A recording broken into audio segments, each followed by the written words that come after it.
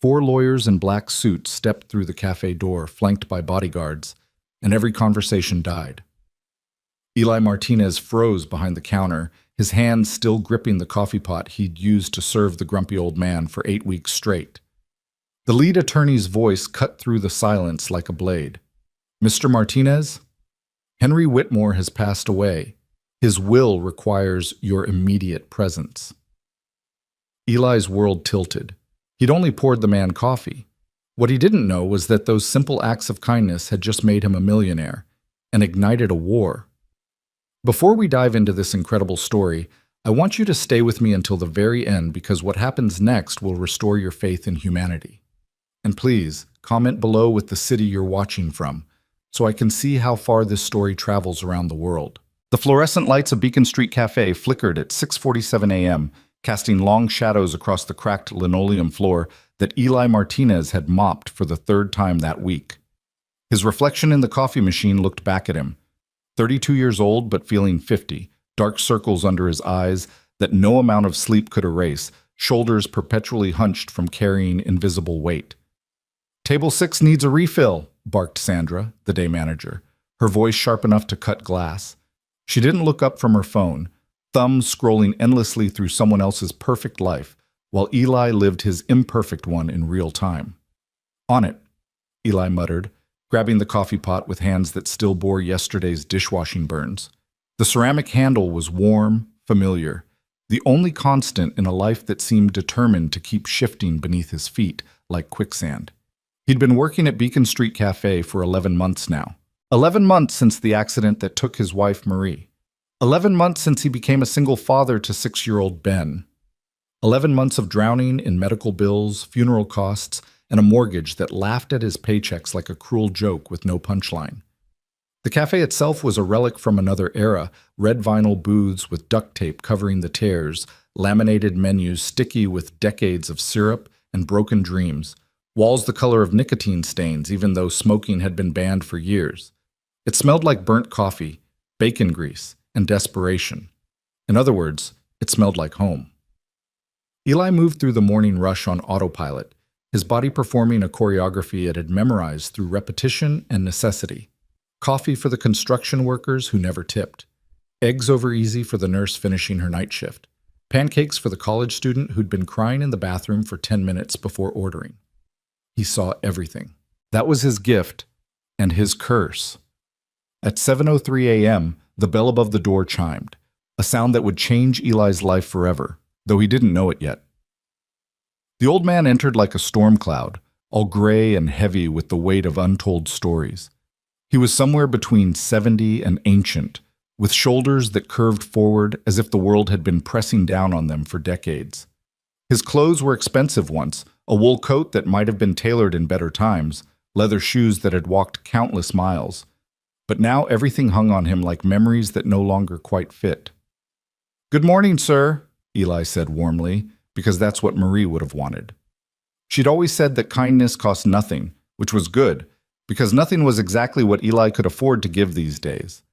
The old man didn't respond. His eyes, pale blue and watery, swept across the cafe like security cameras scanning for threats. When they landed on the corner booth by the window, something flickered across his weathered face. Recognition? Relief? Eli couldn't tell. Without a word, the man shuffled to that booth and sat down heavily, as if the act of remaining upright had finally become too exhausting to maintain. "I'll be right with you," Eli called out, but the man gave no indication he'd heard. He simply stared out the window at Beacon Street, watching the city wake up, watching life happen to other people. Sandra appeared at Eli's elbow, smelling like cigarettes and cheap perfume. "Don't waste your time on that one," she whispered, her breath hot against his ear. "He comes in, sits for hours, orders one coffee, never tips. Real piece of work." "How long has he been coming here?" Eli asked, watching the old man's trembling hands as they rested on the table like wounded birds. "Few weeks. Maybe a month. Nobody knows his name. Nobody cares." Sandra shrugged, already turning away. "Just don't expect anything from him. Some people are just takers, Eli. Remember that." But Eli couldn't remember that, wouldn't remember that. Because when he looked at the old man, he didn't see a bad tipper or a waste of time. He saw someone who was hurting in a way that had nothing to do with money and everything to do with the soul. He grabbed a fresh pot of coffee and approached the corner booth. "Morning, sir," Eli said gently, as if speaking to a spooked animal. "Coffee?" The old man's eyes slowly focused on Eli's face, and for a moment something passed between them. A recognition of shared pain, perhaps, or simply two people who understood what it meant to carry burdens no one else could see. "Black," the man rasped, his voice like gravel grinding against concrete. "Coming right up." Eli poured the coffee with steady hands, despite the exhaustion that made his bones feel like they were made of lead. "Can I get you anything to eat? The breakfast special is toast, wheat, no butter." "You got it." As Eli turned to leave, the old man spoke again. "Your hands." Eli paused, looking down at his reddened, work-worn hands. "What about them?" "They shake, but you pour steady. That takes discipline." It was the most the old man had said, and Eli didn't quite know how to respond. "I guess when you can't afford to spill, you learn not to," he finally said, attempting a smile that felt more like a grimace. The old man nodded once, slowly, and returned his gaze to the window. The toast came up 3 minutes later. Eli placed it in front of the old man, who stared at it like it was a puzzle he'd forgotten how to solve. His hands reached out, trembling badly now, fingers fumbling with the knife. Eli watched for 10 seconds. 20. The old man's jaw clenched with frustration, his pride clearly warring with his body's betrayal. The knife clattered onto the plate.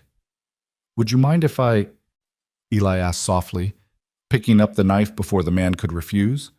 The old man's shoulders sagged, defeat written in every line of his body. He didn't say yes, but he didn't say no. Eli cut the toast into 4 neat squares, exactly the way he cut Ben's sandwiches. "There you go, sir." "Why?" The question was barely a whisper. "Why what?" "Why help me? Your boss watches you like a hawk. You lose tips standing here. Why waste your time?" Eli thought about lying, about giving some noble answer about human decency or paying it forward, but something about this man demanded honesty. Because someone should. Because you're here. Because— He paused, searching for the right words. "Because if I don't help when I can, what's the point of any of this?" The old man's eyes glistened, but he blinked rapidly, banishing whatever emotion had threatened to surface. "You're a fool." "Yeah," Eli agreed with a sad smile. "I've been told that before." "Fools don't last long in this city. Then I guess I better help people while I still can." Something shifted in the old man's expression, not quite a smile, but a softening around the edges of his perpetual scowl. He picked up a piece of toast with still trembling fingers and took a bite. Eli returned to his other tables, but he found himself watching the corner booth from the corner of his eye. The old man sat there for exactly 43 minutes, making that single piece of toast and coffee last as if they were precious resources that needed to be rationed. When he finally stood to leave, his movements were slow, painful, each joint clearly protesting. He shuffled to the register where Eli waited. "That'll be $3.47, Eli said. The old man pulled out a worn leather wallet and placed $4 on the counter. "Keep it." 53 cents. Sandra had been right about the tipping. "Thank you, sir. Have a good day." The old man paused at the door, his hand on the handle. Without turning around, he said, "Henry, my name is Henry." "Good to meet you, Henry. I'm Eli." Henry nodded once and disappeared into the morning crowds of Beacon Street. The next morning, Henry was back at 7:03 a.m. exactly, as if he'd timed his arrival with a stopwatch. Same booth, same order, same trembling hands that couldn't quite manage the simple task of preparing his own breakfast. Eli cut his toast into 4 squares without being asked. "You remembered," Henry observed, his tone unreadable. "Seemed important," Eli replied. This became their routine. Every morning, 7 days a week, Henry appeared like clockwork. Black coffee, wheat toast, 4 squares, 53-cent tip. Sandra made her displeasure known. "That old man is costing us money. He takes up a booth during breakfast rush and barely orders anything. You need to encourage him to order more or move along." "He's a paying customer, Sandra." "Barely, and you spend too much time on him. Other customers are complaining about slow service. I'll work faster. See that you do. Because I'm watching, Eli. One more complaint and I'm cutting your hours. Don't think I won't. Eli couldn't afford to lose hours. Ben needed new shoes. The electric bill was overdue again. The car was making a sound that definitely meant expensive repairs in the near future. But every time he looked at Henry sitting alone in that corner booth, staring out at a world that had stopped including him, Eli couldn't bring himself to rush the old man out the door. The third week, Henry spoke more than usual. You have shadows under your eyes. Do I? Eli touched his face self-consciously. You work too hard. This place doesn't deserve you. It pays the bills. Mostly. Mostly. Henry repeated the word like it tasted bitter. What bills could possibly be worth killing yourself over? Eli hadn't planned to tell him. Hadn't planned to tell anyone. But something about Henry's directness, the way he asked questions without the usual social niceties that allowed for comfortable lies, made the truth spill out. I have a son, Ben. He's 6. His mother, my wife, died in a car accident last year. The insurance didn't cover everything. Medical bills, funeral costs, therapy for Ben because he has nightmares. Eli's voice cracked slightly. I work here during the day, then I do overnight stocking at the grocery store 3 nights a week. My neighbor watches Ben, and I pay her what I can, but it's never enough. Nothing's ever enough. Henry was quiet for a long moment. When he finally spoke, his voice was softer than Eli had ever heard it. You're a good father. Those 4 words hit Eli harder than any insult could have. His eyes burned with tears he refused to let fall in the middle of his shift. I'm trying to be. Some days I'm not sure I'm succeeding. The fact that you try, that you keep trying despite everything, that's what makes you good. Henry's trembling hand reached across the table, hovering for a moment before awkwardly patting Eli's wrist once. Your son is lucky to have you. But thank you, Eli whispered, his throat tight. That means more than you know. After that conversation, something changed between them. Not friendship exactly. Henry was too guarded, too wrapped in layers of old pain for friendship, but something approaching mutual respect. Henry began asking questions about Ben. What did he like to do? Was he good in school? What were his dreams? Eli answered everything, grateful for someone who wanted to hear about his son, who saw Ben as a person rather than just another obligation in Eli's overwhelmed life. He loves drawing, Eli said one morning while refilling Henry's coffee. Covers every surface in the apartment with his pictures, mostly superheroes saving people. He's got this whole universe he's created where everyone has a special power. What's your power in his universe? Eli laughed, surprised by the question. I'm not in it. Just the heroes. Henry frowned. You don't think you're a hero? I'm just doing what I have to do. That's precisely what makes someone a hero. Not the wanting to do it, but the doing it anyway when every fiber of your being wants to quit. Henry fixed Eli with an intense stare. Your son sees it even if you don't. Week 5 brought the first real smile Eli had seen on Henry's face. It happened when Eli mentioned that Ben had gotten a gold star in reading class. Reading is important, Henry said, and for a moment his eyes seemed to focus on something far away. My wife used to say that reading was how you lived 1,000 lives instead of just one. She read constantly, everything, novels, newspapers, cereal boxes. His smile turned sad. She's gone now. Has been for 7 years. I'm sorry, Eli said, meaning it. Don't be. She had a good life. We had a good life. Henry's smile faded entirely. I just wish I'd appreciated it more while I had it. You always think there's more time. There never is. Is that why you come here every morning? This booth? Henry's gaze drifted to the window. This café. Years ago, it belonged to someone else. Different name, different owners, but the same booth. My wife and I used to come here on Sunday mornings. She'd order French toast. I'd get the eggs Benedict that they don't make anymore. We'd sit here for hours, watching the world go by, planning our future. He touched the table almost reverently. This was our spot, where everything good began. Eli understood then. This wasn't just a booth. It was a shrine, a time machine, the last place where Henry could still feel connected to someone he'd lost. She would have liked you, Henry said suddenly. Maggie. That was her name. She would have said you had a good heart. She could always tell about people. I wish I could have met her. So do I. Henry's voice dropped to barely above a whisper. So do I. By week 7, the other regulars had noticed the unusual relationship between Eli and the grumpy old man. What's the story with you and Grandpa Scrooge, Volk? Asked Tommy, one of the construction workers who came in every morning reeking of cigarettes and testosterone. No story. He's just a customer. Bullshit. You treat him like royalty while the rest of us have to flag you down for a coffee refill. What gives?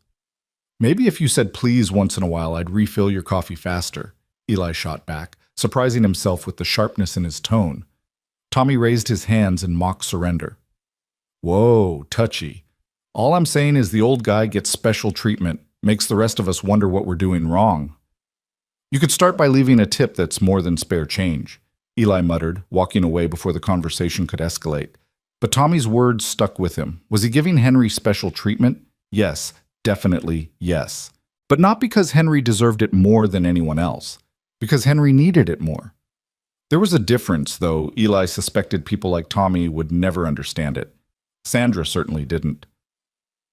The old man's situation is getting out of hand, she informed Eli during his break. He's here for over an hour every morning, taking up prime real estate during our busiest time. Either he starts ordering more or you need to move him along. Those are your options. I'll handle it, Eli said, though he had no intention of doing anything of the sort. See that you do, because the owner's been asking questions about our revenue, and I need to show improvement. If that means losing dead weight, customer or employee, then that's what happens. The threat was clear. Eli's job hung by a thread, and that thread was wearing thin. That night, as Eli tucked Ben into bed in their cramped one-bedroom apartment, his son asked, Daddy, why do you look so sad? I'm not sad, buddy. Just tired. Tired looks different. You're sad. Ben's 6-year-old wisdom was sometimes terrifying in its accuracy. Is it because of the mean lady at work? How do you know about her? You talk in your sleep sometimes. You say, yes, Sandra, in your grumpy voice. Ben demonstrated, and despite everything, Eli had to laugh. I do not sound like that. Do too. Ben giggled, then grew serious again. If she's mean to you, why do you work there? Because we need the money, Ben, and sometimes we have to deal with mean people to get what we need. That's stupid. Yeah, Eli agreed, ruffling his son's hair. Yeah, it kind of is. When I grow up, I'm going to be rich, and then you won't have to work for mean people anymore. Eli's heart cracked a little. You know what, buddy? You're already making me richer than any amount of money could. You know why? Why? Because I get to be your dad. That's the best job in the whole world. Ben hugged him tightly, his small arms surprisingly strong. You're the best dad in the whole world, too. As Eli turned off the light and closed the door, he leaned against the hallway wall and let himself have 30 seconds of tears. 30 seconds to feel the crushing weight of single parenthood, of poverty, of exhaustion so deep it had become part of his DNA. Then he wiped his eyes, straightened his shoulders, and went to prepare for his overnight shift at the grocery store. 3 hours of sleep would have to be enough. It always had to be enough.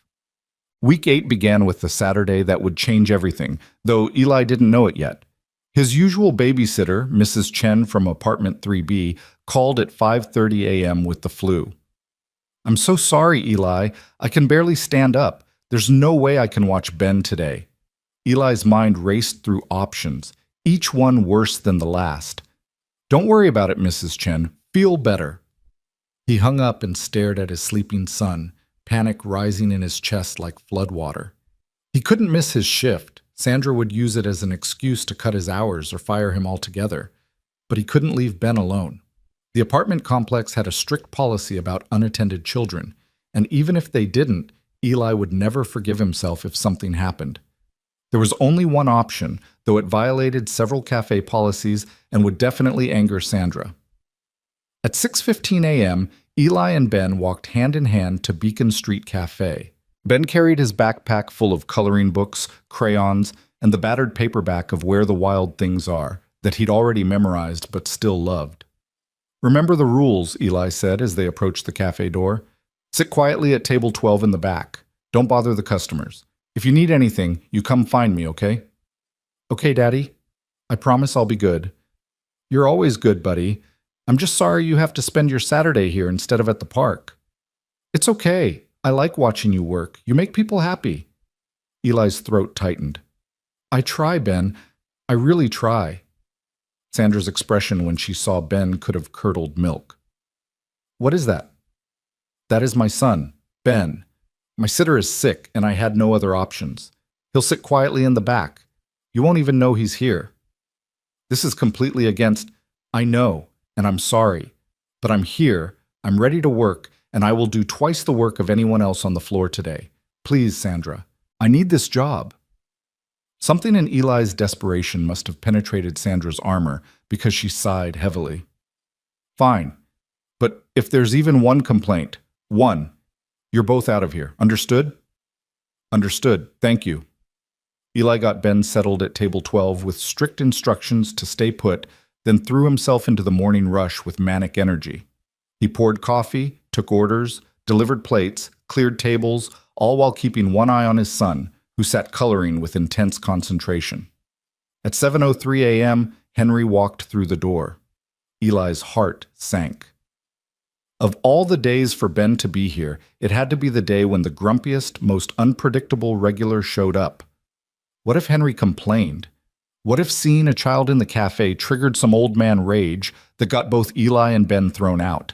But Henry's reaction was nothing Eli could have predicted. The old man stopped dead in his tracks, his watery blue eyes fixed on Ben with an expression that was equal parts shock and something else, something that looked almost like longing. Eli hurried over. "Good morning, Henry. Your usual booth is ready." Henry didn't move. "That boy, who is he?" "That's my son, Ben. My sitter was sick and I had to bring him to work." "I promise he won't disturb anyone." "Your son," Henry repeated, and his voice carried a weight that made Eli pause. "Yes, sir. I know it's unusual, but bring him to my booth." Eli blinked. "I'm sorry. What?" "Your son. Let him sit with me." Henry's command left no room for argument, but his tone was softer than Eli had ever heard it. "Henry, I appreciate the offer, but I don't want to impose. Ben can stay in the back." "I'm asking, please." The word please sounded rusty in Henry's mouth, as if it hadn't been used in years. "Let the boy sit with me." Eli looked from Henry to Ben and back again, trying to calculate the risks. But something in Henry's expression, a vulnerability, a desperate kind of hope, made him nod. "Let me ask him. If he's comfortable, then okay." Eli crouched next to Ben's table. "Hey, buddy, see that man over there? His name is Mr. Henry. He's asked if you'd like to sit with him while you color. Would you like that?" Ben studied Henry with the serious consideration only children can muster. "Is he nice?" Eli struggled for the right word. "He's lonely, Ben. I think having you sit with him would make him happy, but only if you want to."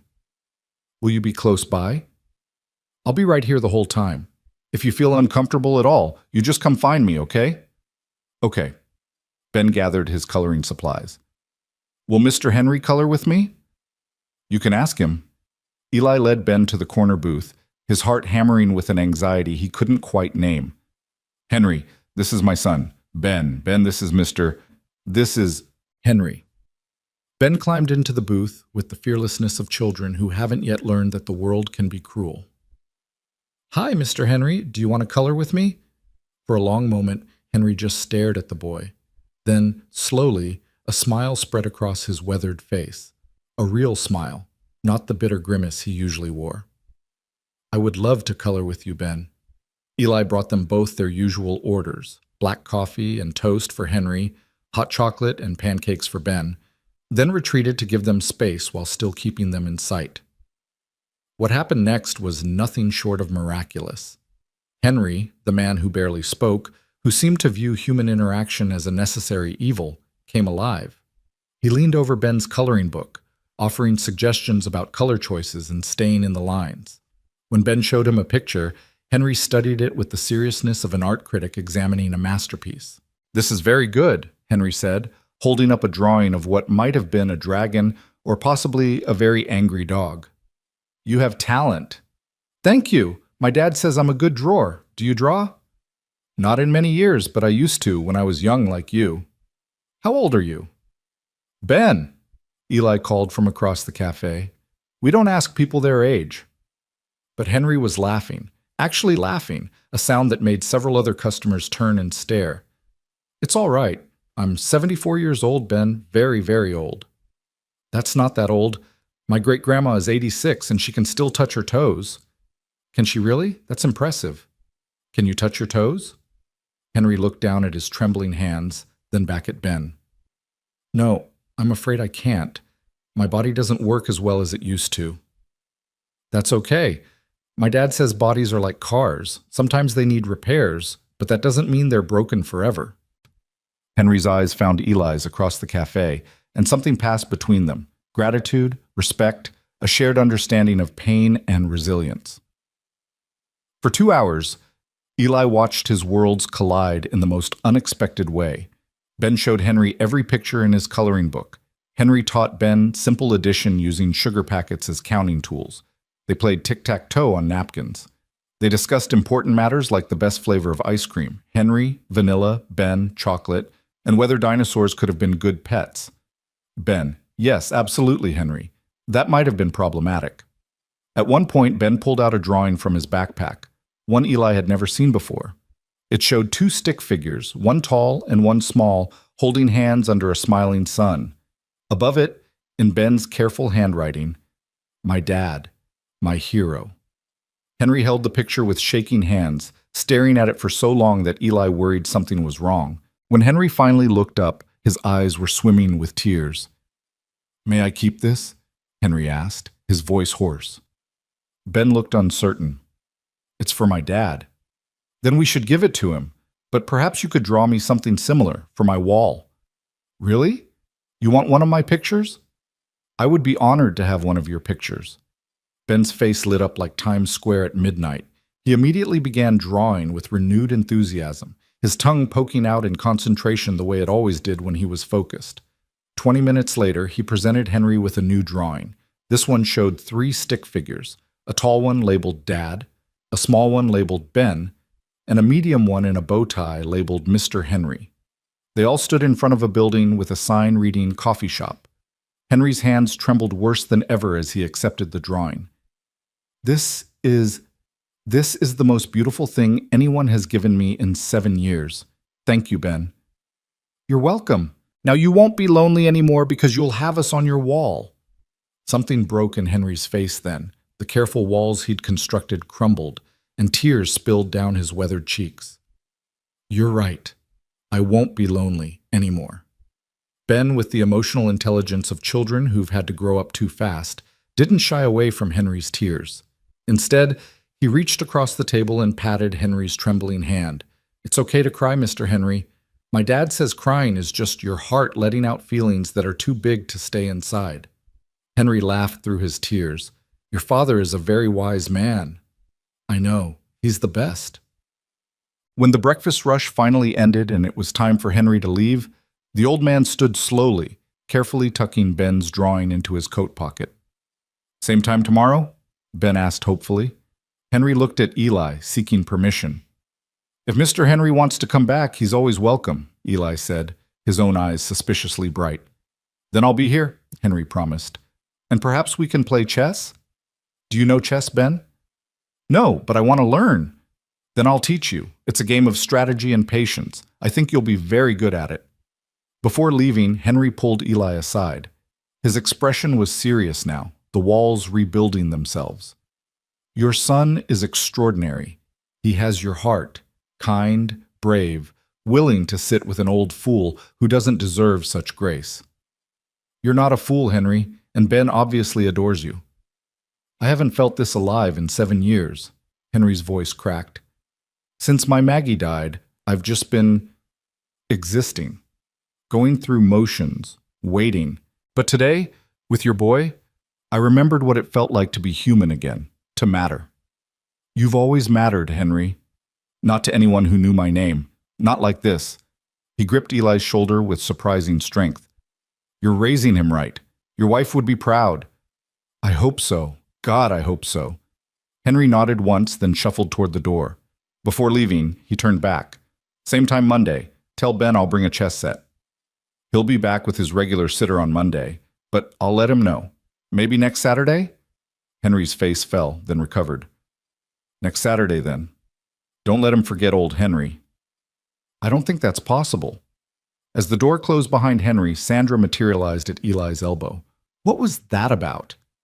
Just a customer saying goodbye.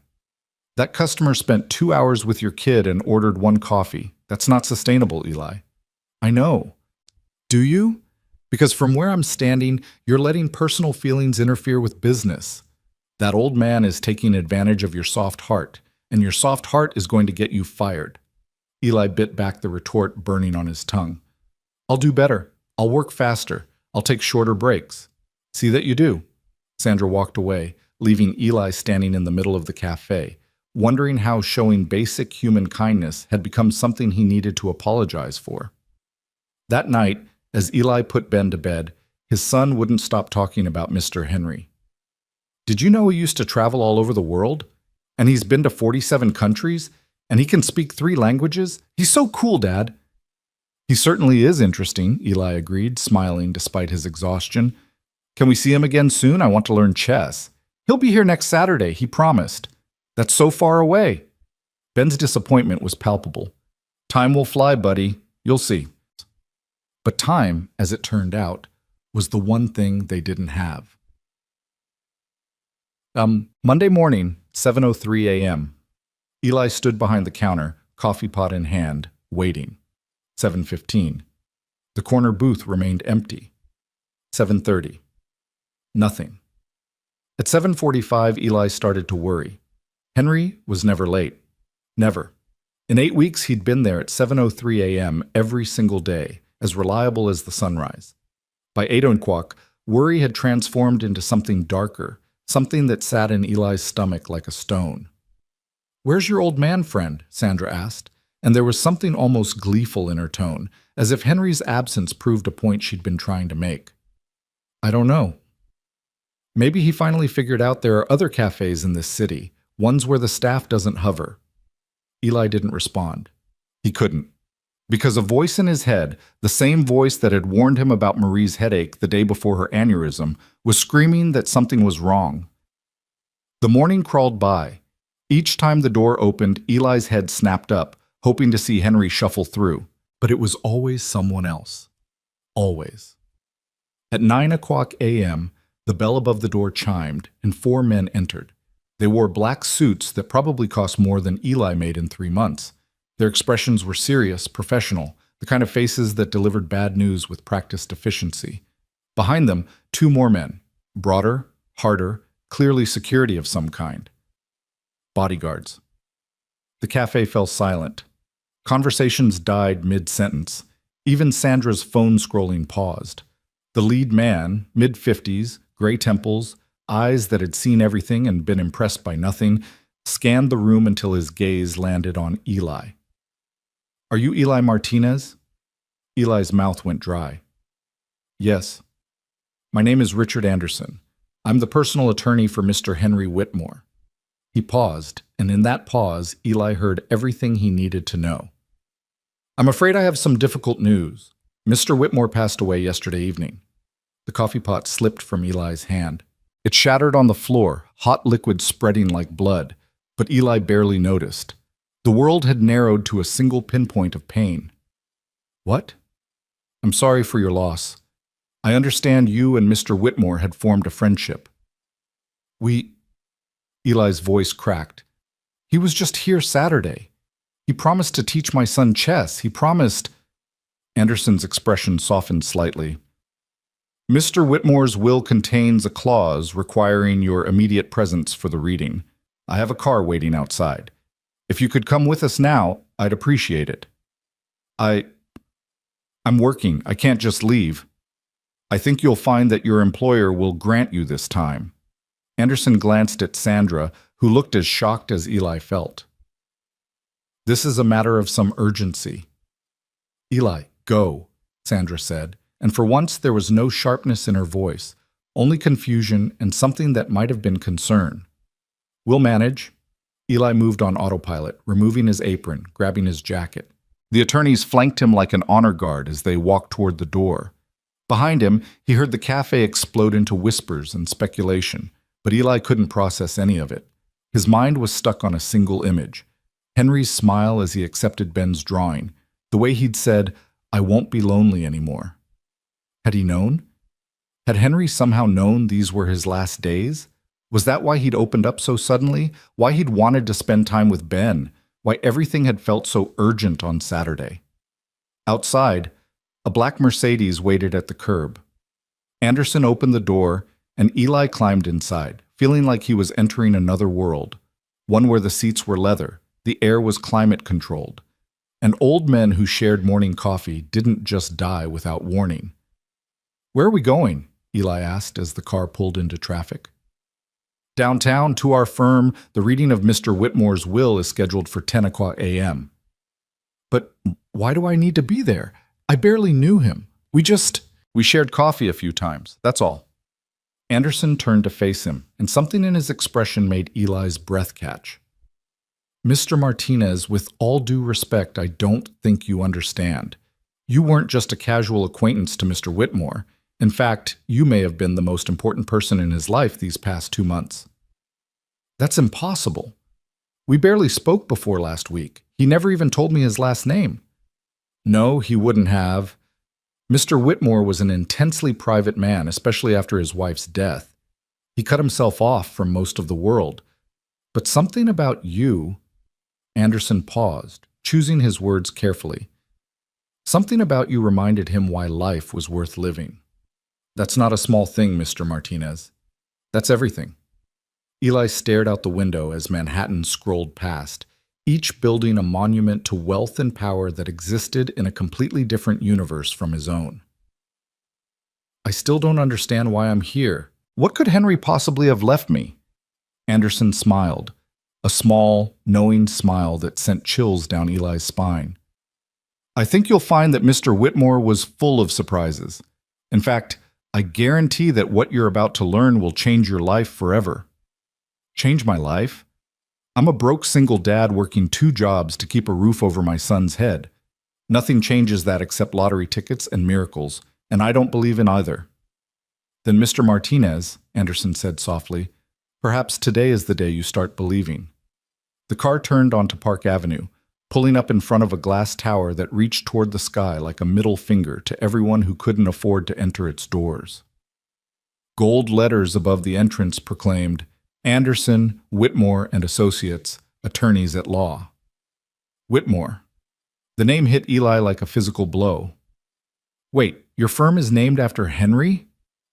Mr. Henry Whitmore was one of the founding partners, yes, though he'd been retired for 7 years since his wife Maggie passed away. Henry was a lawyer? A founding partner? Eli's voice rose with each word, hysteria creeping in at the edges. Mr. Whitmore was many things, Mr. Martinez. A lawyer, a businessman, a philanthropist. At the time of his death, his personal wealth was estimated at approximately $87 million. The world tilted. The sky swapped places with the ground. Eli gripped the car door handle to keep from falling over even though he was sitting down. 87 million. But he came to the cafe every day, ordered toast and coffee, tipped 53 cents. He wore old clothes. He was just an old man who needed help cutting his toast. Yes, Anderson agreed. That's exactly what he was. And that Mr. Martinez is precisely why what's about to happen matters so much.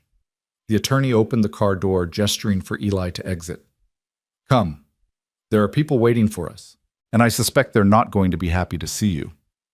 Eli climbed out of the car on shaking legs, following Anderson and his entourage of lawyers and bodyguards into a world where the marble was real, the paintings were originals, and every surface gleamed with the kind of cleanliness that only money could buy. In the elevator, rising toward the 42nd floor, Eli finally found his voice. "Who's going to be unhappy to see me?" Anderson's smile turned grim. "Mr. Whitmore's daughter and grandson. They've been contesting his mental competency for the past 6 months, trying to gain control of his assets. They didn't visit him once after his wife died, but they're very interested in his money. The reading of the will should be interesting. And I'm here because, Mr. Martinez, you're named in that will. And something tells me that's going to cause quite a reaction.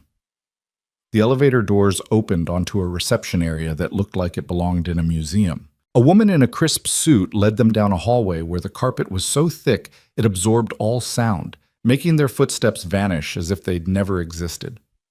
Anderson paused at a large wooden door. Before we go in, I want you to understand something. What Mr. Whitmore is giving you isn't just money or property. It's a responsibility, a legacy. He believed you were the right person to carry it forward. Don't let the reaction of his family convince you otherwise. I don't understand any of this. You will. Just remember, you earned this by being exactly who you are, by showing kindness when you had every reason to be bitter, by cutting an old man's toast because his hands shook too badly to do it himself. Those small acts mattered more than you could possibly know. Anderson opened the door, and Eli walked into a glass-walled conference room that overlooked Central Park. Seated at a long table were two people who looked like they'd been carved from ice in expensive disappointment. The woman, mid-40s, blonde highlights, designer everything, glared at Eli with such venom he took an involuntary step back. The man beside her, younger, handsome in a way that suggested personal trainers and weekend cocaine use, looked equally furious. "Who the hell is this?" the woman demanded. "This is Eli Martinez," Anderson said calmly, taking his seat at the head of the table and gesturing for Eli to sit. "He's here at Mr. Whitmore's request." "I don't care what my father requested. This is a family matter." "And yet here we are." Anderson opened a leather folder, removing a thick document. "Shall we begin?" The woman, Henry's daughter, looked like she wanted to argue, but Anderson's tone made it clear that wasn't an option. She sat back in her chair, arms crossed, radiating hostility. Anderson cleared his throat. "I am here to read the last will and testament of Henry James Whitmore, executed and signed on October 28th of this year." "October 28th," the grandson interrupted. "That was 3 days before he died. This will can't be legitimate. He wasn't in his right mind." "I assure you, Mr. Whitmore was thoroughly evaluated by 3 independent physicians, all of whom confirmed his mental competency. Any challenges to this will would be unsuccessful and expensive. Now, may I continue?" Silence, thick and hostile. "To my daughter, Victoria Whitmore Chase, I leave the sum of $5 million and the property located at 1247 Harbor View Drive in the Hamptons." Victoria's expression didn't change, but her jaw clenched. Clearly, she'd been expecting more. "To my grandson, Marcus Chase, I leave the sum of $5 million and the collection of vintage automobiles currently housed in the Greenwich storage facility." Marcus leaned back, a satisfied smirk on his face. "See, everything's fine. The old man came to his senses." "I'm not finished," Anderson said sharply. The smirk faded. Anderson's eyes found Eli's across the table. "To Mr. Eli Martinez, a man who showed me dignity and kindness when the world saw me only as an inconvenience, I leave the following." Eli couldn't breathe. The room had become an airless vacuum. "I leave Mr. Martinez the sum of $500,000, free and clear of any taxes or liens." The number didn't even sound real. $500,000. More money than Eli had ever imagined having. Enough to pay off every debt, to give Ben the childhood he deserved, to stop working themselves to death and just breathe. But Anderson wasn't finished. "I also leave Mr. Martinez full ownership of Beacon Street Café, including the building and property, with the understanding that he will maintain its character as a place where everyone, regardless of wealth or status, is treated with respect and dignity." Eli's vision blurred. His hands gripped the edge of the table so hard his knuckles went white. "Furthermore," Anderson continued, his voice growing louder to be heard over Victoria's increasingly vocal protests, "I leave Mr. Martinez the Whitmore Legacy Trust, which contains $6 million in carefully managed assets, to be used at his discretion for charitable purposes, with a particular focus on supporting single parents and small businesses. The room exploded. Victoria was on her feet, screaming. Marcus was cursing. Someone's fist hit the table hard enough to make the water glasses jump, but Eli couldn't hear any of it. His ears were ringing, his heart was pounding, and his mind was trying to comprehend that his life had just changed so fundamentally that he couldn't even begin to process it. $6.5 million, a café, a trust, all because he'd cut an old man's toast. Anderson was still talking, still reading legal language that Eli couldn't follow. Victoria was threatening lawsuits. Marcus was demanding medical records. The bodyguards had moved to blocking positions near the door. And through it all, Eli sat frozen, thinking about Henry, about those pale blue eyes that had seen him, really seen him, when everyone else looked through him, about the way Henry had smiled at Ben's drawing, about his trembling hands holding that picture like it was made of gold instead of crayon. "This is bullshit!" Victoria's shriek cut through Eli's thoughts. My father was clearly being manipulated. This man obviously took advantage of him. "Be very careful with your next words, Ms. Whitmore Chase," Anderson interrupted, his voice deadly quiet. Mr. Martinez did nothing inappropriate. In fact, multiple witnesses at the cafe can attest that he was simply doing his job and doing it with a level of compassion that your father found profoundly moving. My father was senile. Your father was brilliant until the day he died, and he was very clear about his intentions. Anderson pulled out another document. He also left letters, one for each of you, and one for Mr. Martinez. He distributed 3 envelopes. Victoria and Marcus tore theirs open immediately, their expressions cycling through anger, disbelief, and something that might have been shame as they read. Eli stared at his envelope. His name was written on the front in shaky handwriting, Henry's handwriting. "I'll give you a moment," Anderson said softly, and the attorneys and family members filed out, leaving Eli alone in the conference room with his envelope and the impossible reality of his new life. With trembling hands, hands that now shook as badly as Henry's ever had, Eli opened the letter and began to read. Dear Eli, if you're reading this, I'm gone. I'm sorry to leave without saying goodbye, but I've learned that goodbyes are harder when you say them out loud. So I'll say it this way. Thank you. Thank you for seeing me when I'd become invisible. Thank you for cutting my toast. Thank you for letting me meet your son. Thank you for reminding me that kindness still exists in this cruel, beautiful world. You probably think I'm crazy. Why would I leave so much to a man I barely knew? But that's where you're wrong, Eli. I knew you better in 8 weeks than most people I've known for decades. I saw how you moved through the world, exhausted, overwhelmed, but still gentle, still kind, still willing to pause and help an old man who couldn't manage his breakfast. The money is for your freedom. Use it to give your son the life he deserves. Pay off your debts. Sleep without nightmares about bills. Stop working yourself to death and start living. The cafe is for your heart. I know you love that place, even though it doesn't love you back. Make it better. Make it the kind of place where people like us, the lonely, the struggling, the invisible, can find community and comfort. Make it what my Maggie always dreamed it could be. The trust is for your purpose. You have a gift, Eli. You see people. You see their pain, their dignity, their humanity. Use that gift to help others the way you helped me. Build something that outlasts both of us. There's a key attached to this letter. It opens my private office at 1847 Park Avenue, 42nd floor. Go there when you're ready. There's something I want you to understand about why I chose you. One more thing. Tell Ben I'm sorry I won't be there to teach him chess, but tell him that I'll be watching from wherever old men go when they die, and I'll be cheering him on. Tell him that his drawing is framed on my desk where I could see it every day until the end. Tell him that in my last days, he made me remember what joy felt like. You're a good man, Eli Martinez, a good father, a good soul. Don't let anyone, including yourself, convince you otherwise. With gratitude and respect, Henry P.S. The lawyers will try to make this complicated. They'll talk about tax implications and trust structures and legal obligations. Ignore them.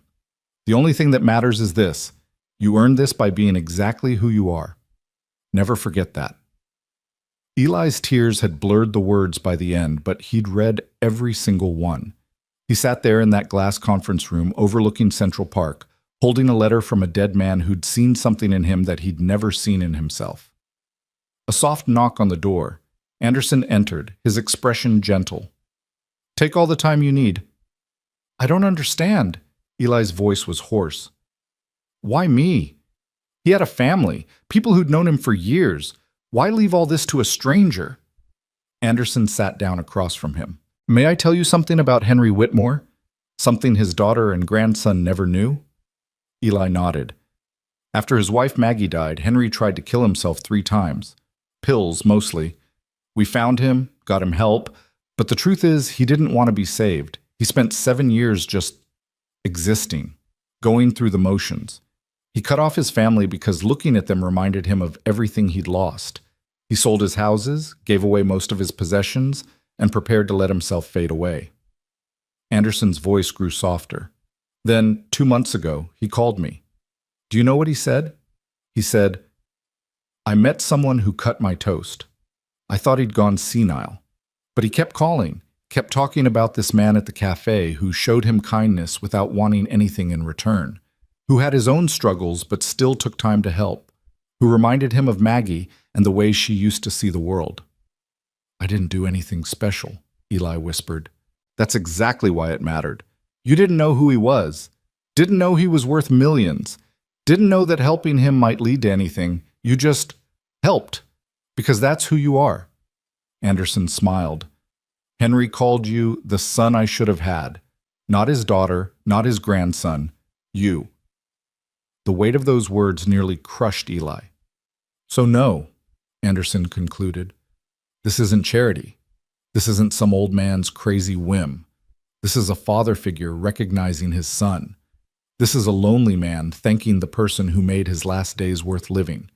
This is Henry Whitmore ensuring that the kindness you showed him can ripple outward to help others." Eli looked down at the key attached to Henry's letter. "He said to go to his office." "What's there?" "I don't know. He never let me inside those last weeks. Said it was private, but he was very insistent that you see it." Anderson stood, handing Eli a business card. "The address is on here. Go whenever you're ready. The building security has been notified." "And Eli?" "Yes?" "Welcome to a life you never imagined but absolutely deserve. Don't be afraid of it. Embrace it. Use it. Make Henry proud." Eli left the law firm in a daze, walking down Park Avenue like a ghost haunting his old life, while simultaneously inhabiting a new one. His phone buzzed. Sandra, demanding to know when he'd be back, but he couldn't bring himself to answer. Everything had changed in the space of an hour, and Eli's mind couldn't catch up to the reality. He found himself standing in front of 1847 Park Avenue, a luxury residential building that probably cost more per square foot than Eli had made in his entire life. The doorman, having been briefed, waved him through without question. The elevator ride to the 42nd floor felt like ascending to heaven. Or maybe descending to hell. Eli wasn't sure which. The hallway was silent, carpeted in deep burgundy with artwork that looked suspiciously like originals. At the end of the hall, a single door, 42D. Eli inserted the key Henry had left him. The door swung open onto a space that took his breath away. Floor-to-ceiling windows overlooking Central Park. Hardwood floors polished to a mirror shine. But what dominated the room was what covered every wall. Photographs, newspaper clippings, handwritten notes, documents, all connected by red string like a detective's conspiracy board. At the center of it all, illuminated by afternoon sunlight, hung a large photograph of a woman with kind eyes and a warm smile, standing in front of a diner. The sign above her read, "Maggie's Table, where everyone is family." Below the photograph, in Henry's shaky handwriting, "She had the gift. She saw people. Now he has it too." Eli moved closer, his eyes scanning the board. There were articles about the cafe, reviews praising its welcoming atmosphere, features about Maggie's commitment to community. There were photos of Henry and Maggie together, young and old, always with that same expression of deep, abiding love. And then Eli saw them, photographs of himself, recent photographs taken from outside the cafe. Eli serving customers, Eli cleaning tables, Eli cutting toast for Henry, Eli walking with Ben. Beside each photo, Henry had written notes, patient with difficult customers. remembers everyone's order, smiles even when exhausted, treats his son with such gentleness, has Maggie's heart. That last note was written in larger letters, underlined 3 times. Eli's legs gave out. He sat on the floor of Henry's office, surrounded by evidence that the old man had been watching him for weeks before their first conversation. That Henry had been looking for someone, not anyone, but the right someone, to carry forward a legacy that had died with his wife. On Henry's desk, encased in an expensive frame, was Ben's drawing, the one showing the 3 stick figures at the coffee shop, and beside it, a note. If I'd had a grandson like this, maybe everything would have been different. But perhaps it's not too late. Perhaps this is how I save what Maggie and I built, by giving it to someone who understands what it means to see people, to really see them. Eli sat there until the afternoon light faded into evening, reading every note, examining every photo, trying to understand the enormity of what had just happened. Henry hadn't been a lonely old man who'd randomly chosen him. Henry had been on a mission, searching for someone worthy of his wife's dream, and somehow, impossibly, he'd decided that Eli, broke, exhausted, invisible Eli, was that person. When Eli finally left the office, locking the door behind him, the sun was setting over Central Park, painting the sky in shades of gold and pink that reminded him of hope. For the first time in 8 weeks, no, for the first time since Marie died, Eli allowed himself to believe that maybe, just maybe, everything was going to be okay. He called Mrs. Chen. "How's Ben?" "He's wonderful, dear. We made cookies. How are you? Sandra called looking for you. She sounded angry. Tell Ben I'll be home soon. And Mrs. Chen, everything's going to be different now. Better. I promise." "Are you all right, Eli? You sound strange." "I'm more than all right. I'm going to be able to pay you properly for watching Ben. I'm going to be able to give him everything he deserves. I'm going to be able to breathe." As Eli walked toward the subway, his phone buzzed with a text from Anderson. "Congratulations again. Henry would be proud. Call me tomorrow and we'll start the paperwork. Your life begins now." Eli looked up at the darkening sky, where the first stars were beginning to appear. "Thank you, Henry," he whispered. "I won't let you down. I promise I'll make Maggie's dream come true. I'll make sure everyone who walks through those doors is seen, is valued, is family." Somewhere in the universe, Eli liked to imagine that Henry heard him, and that beside him, a woman named Maggie smiled and said, "I told you so. I told you there were still good people in the world." Eli walked home to his son, carrying in his pocket a key to a new future. In his heart, a responsibility he'd never asked for but would honor anyway. And in his mind, a promise to an old man who'd seen him when he was invisible. The story was only beginning, and for the first time in longer than he could remember, Eli couldn't wait to see what happened next. The subway ride home felt surreal, as if Eli had stepped through a portal into an alternate dimension where impossible things happened to ordinary people. His reflection in the dark window looked the same: tired eyes, worn jacket, hands that bore the evidence of too much work. But everything inside him had shifted. The weight he'd been carrying for 11 months hadn't disappeared, but it had transformed into something else, something that felt almost like possibility. When he finally climbed the 4 flights to his apartment, Mrs. Chen was waiting in the hallway, her weathered face creased with concern. "Eli, what's going on? Sandra called 3 times. She said if you don't show up tomorrow, you're fired." Eli smiled, and it felt strange on his face, like a muscle he'd forgotten how to use properly. "Let me pay you for today, Mrs. Chen, and let me pay you what I actually owe you for the last 11 months. "What are you talking about? You paid me?" "No, I paid you what I could afford, which was nowhere near what your time was worth." He pulled out his wallet, suddenly aware of how thin it was, how the bills inside represented desperate mathematics: gas money versus groceries, electricity versus heat. Starting tomorrow, things are going to be different, very different. Mrs. Chen's eyes narrowed. "Did you rob a bank?" The question was so absurd that Eli laughed, really laughed, for the first time since Marie's funeral. "No, Mrs. Chen, someone robbed a bank 70 years ago, built an empire, and decided to give some of it to me because I cut his toast." "You're not making sense, dear. Are you feeling all right?" "I'm feeling like I can finally breathe. Come on, let's go get Ben. I have a lot to tell him.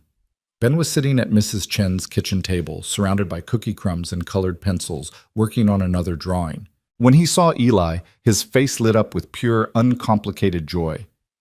Daddy, look what I made. It's a picture of when I grow up. See? I'm going to be an artist and you're going to be happy.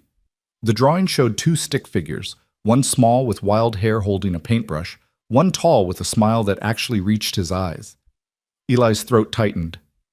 When did you decide I wasn't happy now? Ben's expression turned solemn, carrying that terrible wisdom that children of tragedy develop too early.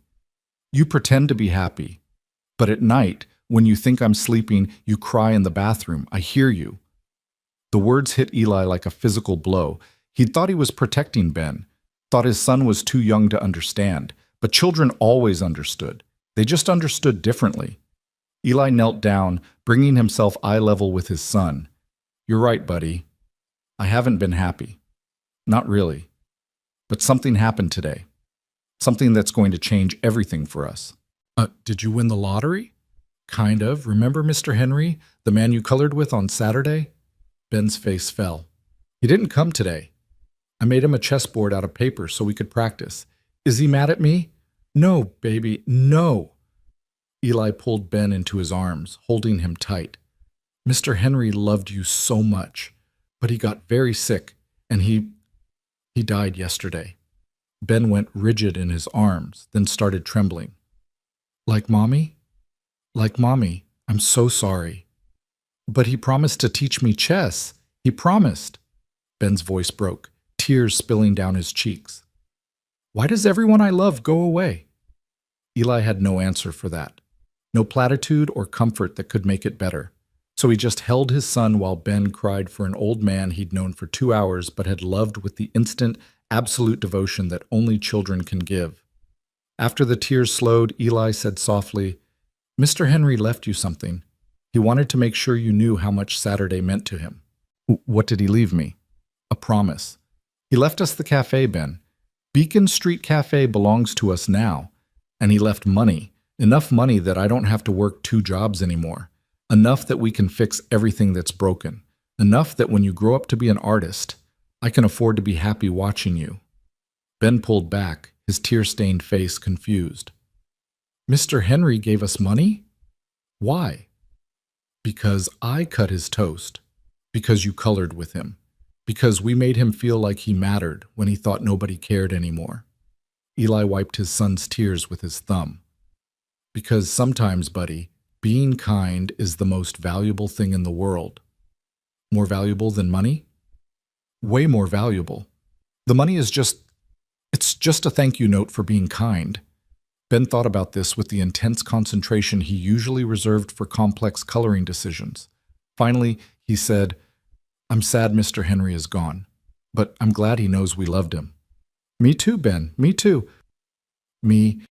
That night, after Ben finally fell asleep clutching the paper chessboard he'd made, Eli sat in their cramped living room and tried to plan a future he'd never imagined having. The numbers Anderson had quoted felt abstract, impossible. $500,000. The cafe. $6 million in a trust. These weren't numbers that applied to people like Eli. They were lottery numbers, fantasy numbers, numbers that existed in movies and other people's lives. He pulled out his phone and Googled Henry Whitmore. The search results made his hands shake worse than Henry's ever had. Page after page of articles, photographs, accolades. Henry hadn't just been wealthy, he'd been a titan, a legal legend. A man who'd argued cases before the Supreme Court, who'd represented presidents and corporations, who'd built Anderson, Whitmore and Associates into one of the most prestigious firms in the country. And before all that, he'd been married to Maggie Brennan, daughter of a Brooklyn diner owner who'd refused to let wealth change her values. Together, they'd opened Maggie's Table, a diner in Manhattan that became famous not for its food, but for its heart. Every article about it mentioned the same things. How Maggie knew every customer's name, how she hired people others wouldn't, how she created a space where Wall Street executives sat next to homeless veterans, and everyone was treated exactly the same. The diner had closed 7 years ago when Maggie died of cancer. Henry had sold the building the next day, unable to bear entering it without her. According to one article, he'd become a recluse, cutting off friends and family, living alone in his Park Avenue penthouse, slowly fading from the world. Until 2 months ago, when he'd started going to Beacon Street Café, to the same corner booth where he and Maggie had sat 40 years earlier when the cafe was still Maggie's table. Eli's vision blurred. Henry hadn't been looking for just any kind person. He'd been looking for someone who could resurrect what he and Maggie had built, someone who could take their dream and make it live again. The weight of that responsibility was crushing and exhilarating in equal measure. His phone rang. Sandra. Eli stared at the screen, watching her name flash accusingly. Finally, at the last second, he answered. Hello? Where the hell have you been? You walked out in the middle of your shift, didn't answer my calls, and left me short-staffed for the lunch rush. Sandra's voice could have stripped paint. I want you here at 5 a.m. tomorrow to make up for it, and if you're even 1 minute late, I quit. Silence. Then, dangerously quiet. What did you say? I quit, Sandra. I'm giving you my 2 weeks' notice, effective immediately. Actually, no. Effective right now. I quit right now. You can't quit. You need this job. You're drowning in debt. You have a kid to support. I inherited the cafe, Sandra.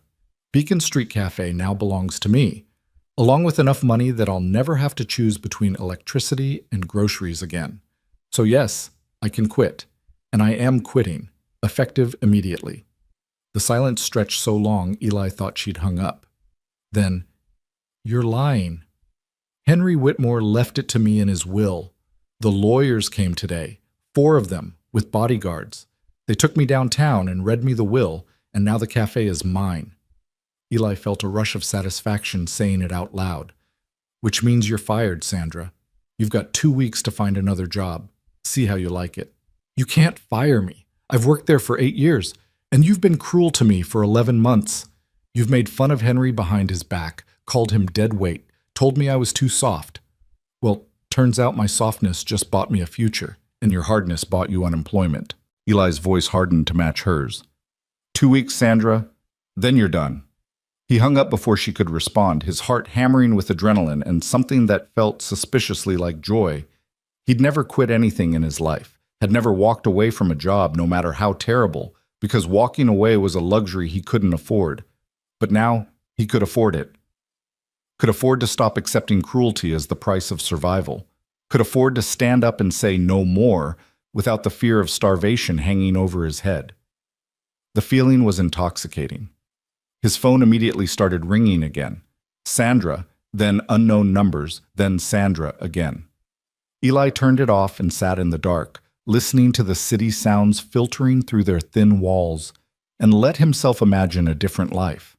A life where he woke up to parent Ben instead of rushing to work. A life where he could afford Ben's field trips without calculating which bill could be paid late. A life where the cafe became what Henry and Maggie had dreamed. A place where everyone mattered, where kindness was the currency, where loneliness came to die. The vision was so beautiful it hurt to look at directly. The next morning, Eli woke with purpose burning in his chest like a bright, clean flame. He made Ben pancakes, real ones, not the instant mix, and sat with him while he ate, actually present instead of distracted by the mental mathematics of survival. Are we really rich now? Ben asked, syrup on his chin. We're really okay now. There's a difference. What's the difference? Rich means you have money. Okay means you have enough. We have enough, buddy. Finally. We have enough. Ben considered this. Can we get a dog? The question caught Eli off guard. A dog? You always said we couldn't afford a dog, but if we have enough now, can we get one? A big one that can sleep on my bed and protect us? Eli's eyes stung. Of course, Ben wanted something to protect them. Of course, his 6-year-old son was still trying to feel safe in a world that had taken his mother and taught him that good things disappeared without warning. Yeah, buddy, we can get a dog, a big one, whatever kind you want. Ben's smile was blinding. Really? You promise? I promise. We'll go to the shelter this weekend and find the perfect one. After dropping Ben at school, walking him right to the classroom door instead of rushing off to work, Eli headed to Anderson's office. The receptionist, briefed on his arrival, treated him like an actual client instead of someone who'd wandered in off the street. "Mr. Martinez, Mr. Anderson is expecting you. Conference room C." The same glass-walled room where his life had changed yesterday now held only Anderson and a small mountain of paperwork. "Good morning, Eli. Coffee?" "Please." "Black." Anderson smiled as he poured. "Like Henry." "Like Henry," Eli agreed, accepting the cup. "I don't know where to start." "Then let's start with the immediate practicalities. The $500,000 has already been transferred to a new account in your name. Here's the information." Anderson slid papers across the table. "The cafe ownership transfer will take about 2 weeks to finalize, but you have full operational control starting today. The trust requires a bit more paperwork. There are tax implications and legal structures we need to establish, but the funds are accessible for approved charitable purposes." Eli stared at the bank account information. The number had too many zeros. "This is real. This is very real. Now, let's discuss what you want to do with it." "I want to make the cafe what Henry and Maggie dreamed it could be. I want to hire good people and pay them fairly. I want to make it beautiful but still accessible. I want—" Eli paused, searching for the right words. "I want to make it the kind of place where lonely old men feel seen." Anderson's expression softened. "Then you understand exactly what Henry intended. Now, let's talk logistics. You'll need to hire a manager, update the facilities, probably renovate the kitchen. I'm prepared to recommend contractors, designers, HR consultants." "Wait," Eli held up his hand. "How much is all this going to cost?" "With your inheritance? Barely a dent. The cafe property alone is worth about $2 million. You could take out a business loan using it as collateral, but honestly, you don't need to. You have liquid assets to cover any reasonable renovation." $2 million. The building where Eli had scrubbed floors and accepted Sandra's abuse was worth $2 million. The absurdity of it made him laugh. "What's funny?" Anderson asked. "I spent 11 months terrified I'd lose that job. Terrified I'd make one mistake and get fired, and Ben and I would end up on the street. And the whole time I was mopping floors in a $2 million building." "Life has an ironic sense of humor," Anderson agreed. "Now, shall we discuss the trust?" They spent 3 hours going over details that made Eli's head spin. Tax structures, investment strategies, charitable disbursement guidelines. Anderson explained everything with patient clarity, never making Eli feel stupid for asking questions, never rushing through the complexities. "The trust requires you to establish a board of directors," Anderson said. 3 people minimum who will help you make decisions about where the money goes. I'm happy to serve as one, but the other positions are yours to fill." "I don't know anyone qualified for something like that." "You know people who understand struggle, people who know what it means to need help and receive none. Those are exactly the qualifications required." Anderson leaned forward. Henry didn't want another charity run by wealthy people deciding what poor people need. He wanted people who've lived it to have the power to change it. The idea was radical and beautiful and terrifying. "Can I think about it?" "Take all the time you need. The trust isn't going anywhere." Anderson gathered his papers. "One more thing. Henry's personal effects are still in his Park Avenue apartment. His daughter doesn't want them. She made that very clear. I think Henry would want you to go through them. See if there's anything that helps you understand his vision." "When can I go?" "Whenever you're ready. I'll have keys messengered to you today." Eli left the law office feeling like he'd completed a graduate course in wealth management taught in a foreign language. His brain hurt from processing information about tax-advantaged giving vehicles and fiduciary responsibilities and investment portfolios. But beneath the confusion was a growing sense of purpose. He had work to do, important work, the kind of work that mattered beyond just survival. His first stop was Beacon Street Café. He stood outside for a long moment, seeing it with new eyes. The faded awning, the cracked sidewalk, the window that had been taped together for months, the flickering neon sign that read BA on Street Ka, because the C and the F had burned out years ago. It was ugly and broken and perfect. Eli pushed open the door. The morning rush had ended, leaving only a handful of lingering customers and Sandra behind the counter, her expression poisonous. "So you actually showed up," she said. "Come to gloat? Come to work. I'm the owner now, Sandra. That means I have decisions to make. 2 weeks. You said 2 weeks. I did, and I meant it. You have 2 weeks to transition out, but starting today, things are going to change around here. Tommy, the construction worker who'd complained about Henry, perked up. Change how? Eli addressed the room, his voice carrying. This cafe now belongs to me, and it's going to become what it was always meant to be. A place where everyone is treated with dignity and respect, where the staff are paid fairly, where the food is good and affordable, where you can sit for hours over one cup of coffee and nobody will make you feel bad about it. One of the other regulars, an elderly woman who came in 3 times a week, raised a trembling hand. Does that mean you're raising prices? No, ma'am. It means I'm improving everything else and keeping prices the same. How? That doesn't make business sense. It makes perfect sense if profit isn't the only goal, if community is the goal, if dignity is the goal. Eli met Sandra's eyes. If kindness is the goal. Sandra laughed, harsh and bitter.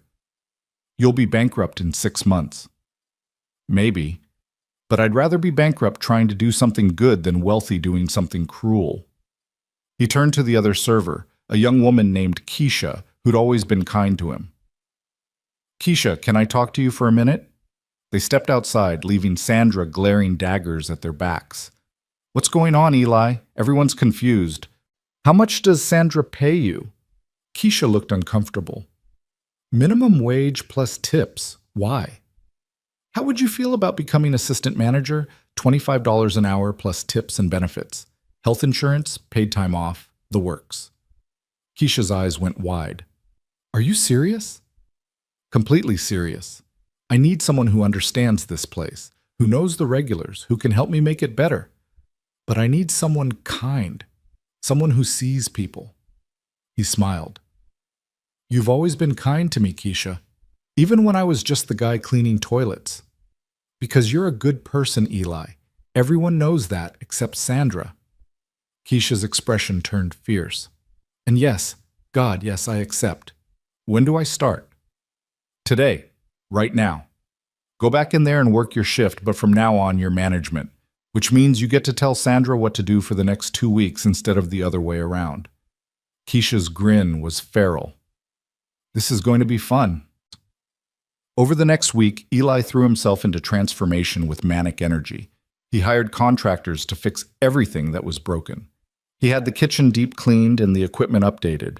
He replaced the cracked floor tiles and the torn booth vinyl. He had the neon sign repaired so it once again read the full name of the cafe.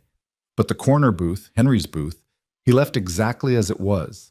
Instead, he had it sealed under a clear protective covering and mounted a brass plaque on the wall beside it that read, Henry's Corner, where everyone is seen.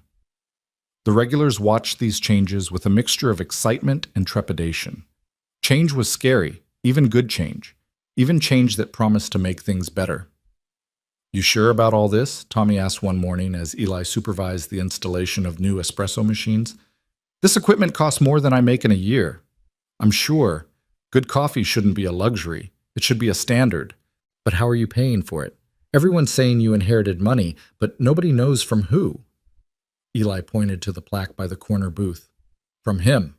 From the man you said I gave too much attention to. From the man who saw that attention and decided it mattered.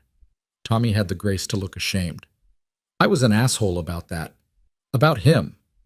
Yeah, you were. But you're here every morning, so you must like something about this place. Help me make it better instead of tearing it down. How?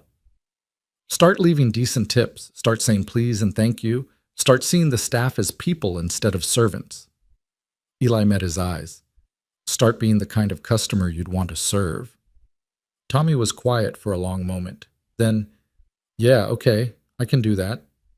Small victories, small changes, small moments that accumulated into something larger. Sandra's last day came faster than Eli expected. She'd spent 2 weeks undermining every decision he made, criticizing every change, poisoning the atmosphere with her resentment. When she finally clocked out for the last time, nobody said goodbye. You'll fail, she told Eli on her way out. You're too soft, too naive, too willing to believe in people who'll just take advantage of you.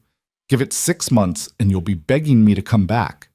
6 months from now, I'll have created something beautiful, Eli replied calmly, and you'll still be bitter. I know which future I prefer. She left without another word, and the cafe seemed to breathe easier in her absence. Keisha proved to be a revelation. She knew every regular's name, their favorite orders, their personal struggles. She trained new staff with patience and kindness. She turned the cafe from a place of transaction into a space of connection. You were wasted as a server, Eli told her one afternoon. You should have been running this place years ago. Sandra would never have promoted me. Said I was too friendly, that I wasted time talking to customers. Keisha laughed. Turns out talking to customers is exactly what this job should be. Turns out Sandra was wrong about a lot of things.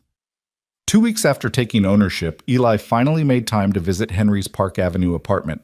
Anderson had arranged everything, but Eli had been avoiding it, afraid of what he might find, afraid of the weight of Henry's life, the responsibility of his legacy. But he couldn't avoid it forever. The apartment was massive, 4 bedrooms, floor-to-ceiling windows, the kind of space that existed in architecture magazines and other people's dreams. But it felt empty despite being full of furniture, artwork, decades of accumulated possessions. Eli wandered through rooms that echoed with loneliness. Henry's bedroom was stark. Just a bed, a nightstand, a single photograph of Maggie. The kitchen looked unused, as if Henry had stopped cooking the day she died. The living room was furnished but sterile, like a stage set for a life nobody was performing anymore. But the study? The study was different. Papers covered every surface. Legal pads filled with notes in Henry's shaky handwriting. Photographs arranged and rearranged, telling stories Eli didn't understand. And on the desk, in a place of honor, Ben's drawing in its expensive frame.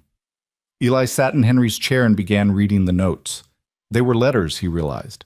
Letters Henry had written but never sent, addressed to people who'd disappeared from his life or never existed at all. One letter was addressed to Maggie. Eli hesitated, feeling like an intruder, but ultimately began reading. My darling Maggie, it's been 7 years and I still reach for you every morning. I still set 2 coffee cups out before remembering you're gone. I still see things I want to tell you about and turn to speak before the silence reminds me I'm alone. They say time heals. They're liars. Time just teaches you to carry the wound without showing it. Eli's vision blurred. He kept reading. I tried to die, Maggie. 3 times I tried to follow you because living without you felt like drowning in air. All the mechanics of survival, without any of the reasons for it. But I failed at dying like I failed at so much else. And then, by accident, I found the diner. Our diner transformed into something new, but still carrying echoes of what we built. And in that diner, I found a man who reminded me of you.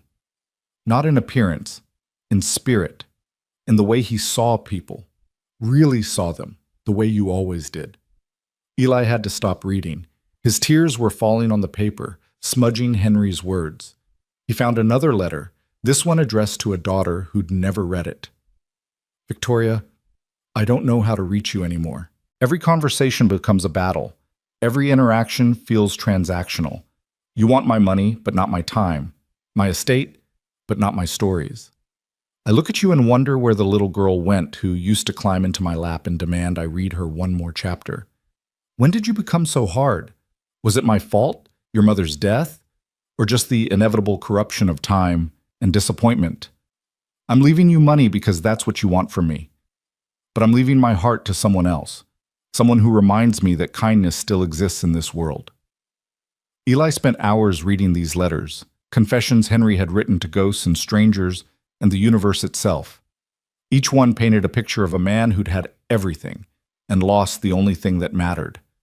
A man who'd spent 7 years preparing to die until he found a reason to care about what happened after he was gone. In the bottom drawer of Henry's desk, Eli found plans. Detailed plans for renovating Beacon Street Cafe, architectural drawings, budget projections, lists of community programs the trust could fund. It was all there. Henry's vision laid out in meticulous detail, waiting for someone to execute it. And clipped to the front of the folder, a note in Henry's handwriting. For Eli, when you're ready to begin. Eli sat in that apartment until darkness fell over Central Park, surrounded by the carefully preserved remains of Henry Whitmore's life, and he made a promise to a man who couldn't hear it. "I'll do it right, Henry. I'll make it what you and Maggie dreamed. I'll turn that cafe into a place where lonely people find community, where struggling people find support, where everyone is treated like they matter. I promise." The city lights twinkled outside the windows, indifferent to promises and dreams, and the weight of legacies passed from one generation to the next. But Eli felt different. Felt like he'd been handed not just money, but purpose. Not just resources, but responsibility. He gathered up Henry's plans, turned off the lights, and locked the door on a life that had ended so his could truly begin. The subway ride home was crowded and uncomfortable, but Eli barely noticed. His mind was already racing ahead, planning, imagining, building something beautiful from the ashes of loss. When he got home, Ben was waiting up despite the late hour, drawing another picture at the kitchen table. "Where were you, Daddy?" "Visiting Mr. Henry's house, saying goodbye properly." "Did you tell him about the dog we're getting?" Eli smiled. "I did. He would have approved." "What's this?" Ben pointed to the folder of plans Eli had brought home. "This is how we're going to change the world, buddy, one cup of coffee at a time." Ben studied his father with those two wise eyes. "Are you happy now, Daddy? For real happy?" Eli pulled his son into his arms, holding him close. "Yeah, Ben. For the first time in a long time, I'm for real happy." And the incredible thing was that it was true. The renovation of Beacon Street Cafe began on a Monday morning that felt like the first day of creation. Eli stood on the sidewalk at dawn, watching contractors unload equipment, and felt the same nervous excitement he'd experienced the day Ben was born. That sense of bringing something new and precious into the world, knowing you were responsible for keeping it alive. "You sure about closing for a whole month?" Keisha asked, appearing beside him with 2 cups of coffee. "Some of the regulars are already complaining they don't know where to go for breakfast." "I gave everyone a list of other diners nearby, and I promised we'd reopen better than before." Eli accepted the coffee gratefully. "Besides, we can't do this halfway. Henry didn't do anything halfway. Henry also had $87 million. You're working with a fraction of that. A fraction of $87 million is still more money than I ever imagined having." Eli sipped his coffee, watching the sun paint the buildings across the street in shades of gold. "And it's not about how much we spend, it's about doing it right." The lead contractor, a woman named Rosa, who'd come highly recommended by Anderson, strode over with a clipboard and an expression that suggested she didn't tolerate nonsense. "Mr. Martinez, we need to make some decisions about the kitchen layout. The current configuration violates about 6 different health codes. Fix whatever needs fixing. Just preserve the character of the place." "Character is great until the health inspector shuts you down." Rosa flipped through her notes. "I'm recommending we gut the kitchen entirely, start from scratch. New equipment, new ventilation, proper spacing. It'll cost about $40,000 more than the original estimate." Eli's old instinct screamed at him that $40,000 was an impossible, terrifying amount.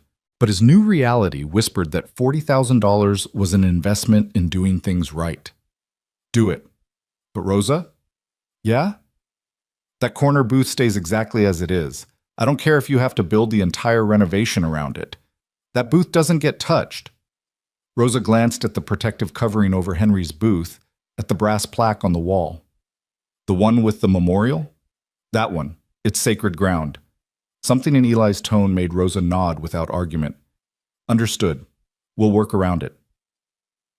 Over the next 4 weeks, Eli watched Beacon Street Cafe transform from a tired relic into something that honored both its past and its future. The contractors stripped away decades of neglect, revealing good bones beneath the decay. Original tile work emerged from under cheap linoleum. Brick walls appeared where drywall had hidden them. The space began to breathe again, remembering what it had been when Maggie first opened those doors. But Eli wasn't trying to recreate Maggie's table. He was trying to build something that carried its spirit forward. New booths in warm burgundy leather, tables made from reclaimed wood. Lighting that was bright enough to read by, but soft enough to feel intimate. A color palette of cream and deep red that felt both classic and welcoming. The kitchen became a marvel of modern efficiency. Stainless steel and proper ventilation, and equipment that didn't sound like it was dying every time someone turned it on. But Eli insisted on keeping the old coffee maker, the one Henry had drunk from every morning. Rosa had it professionally restored and mounted on a place of honor behind the counter. That's a health code violation, she pointed out. Then we won't use it. But it stays. That machine made Henry's last cups of coffee. It's part of the story.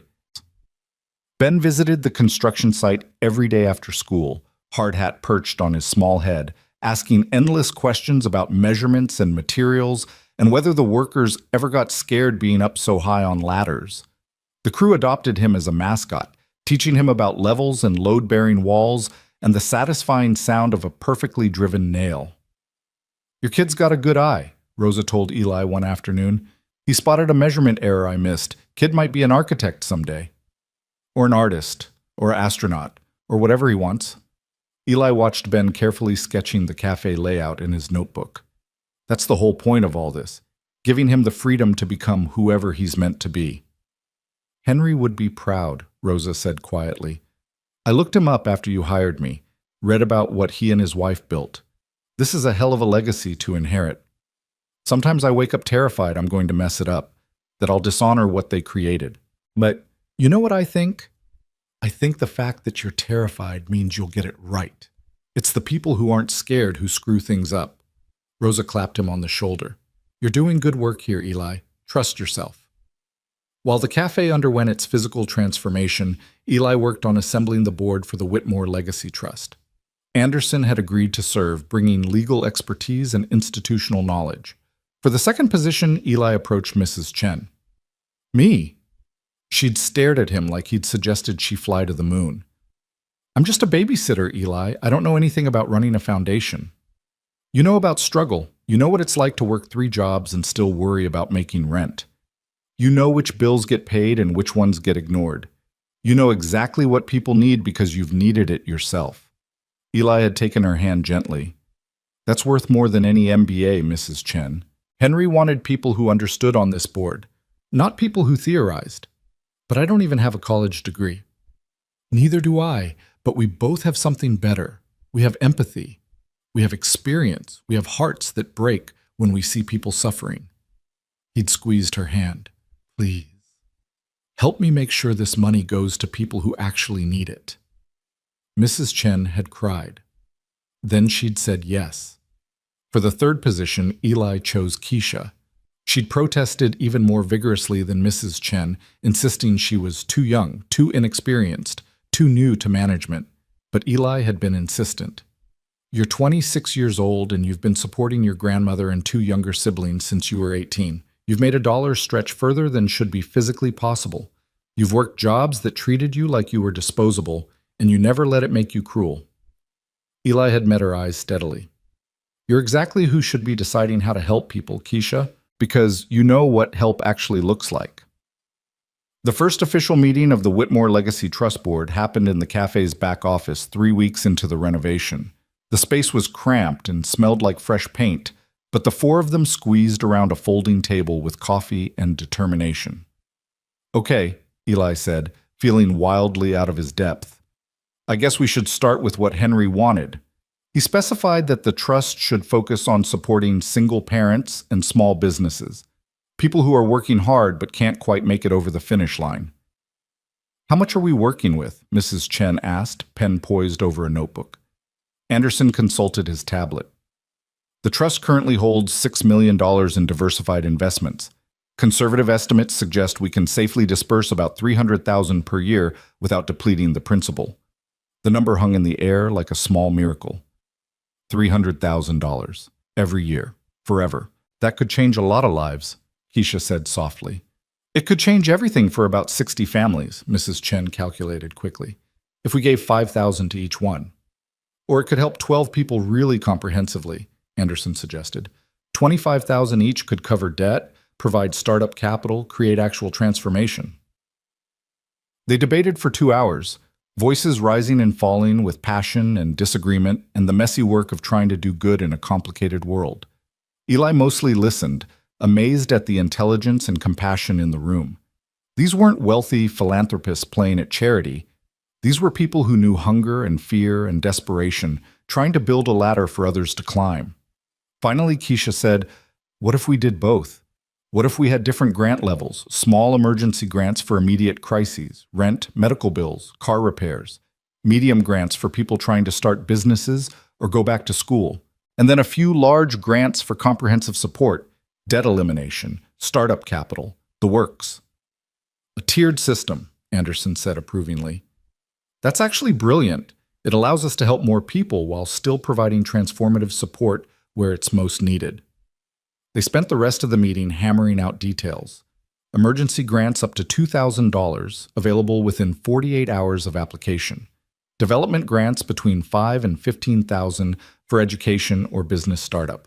Transformation grants of $25,000 for comprehensive support, limited to 5 recipients per year.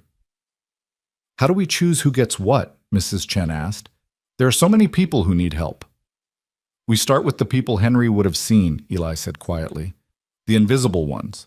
The people working 2 jobs and still falling behind. The single parents who are 1 car repair away from disaster. The small business owners who can't get traditional funding because banks don't believe in them. He looked around the table. We find them and we help them. That's how we honor Henry.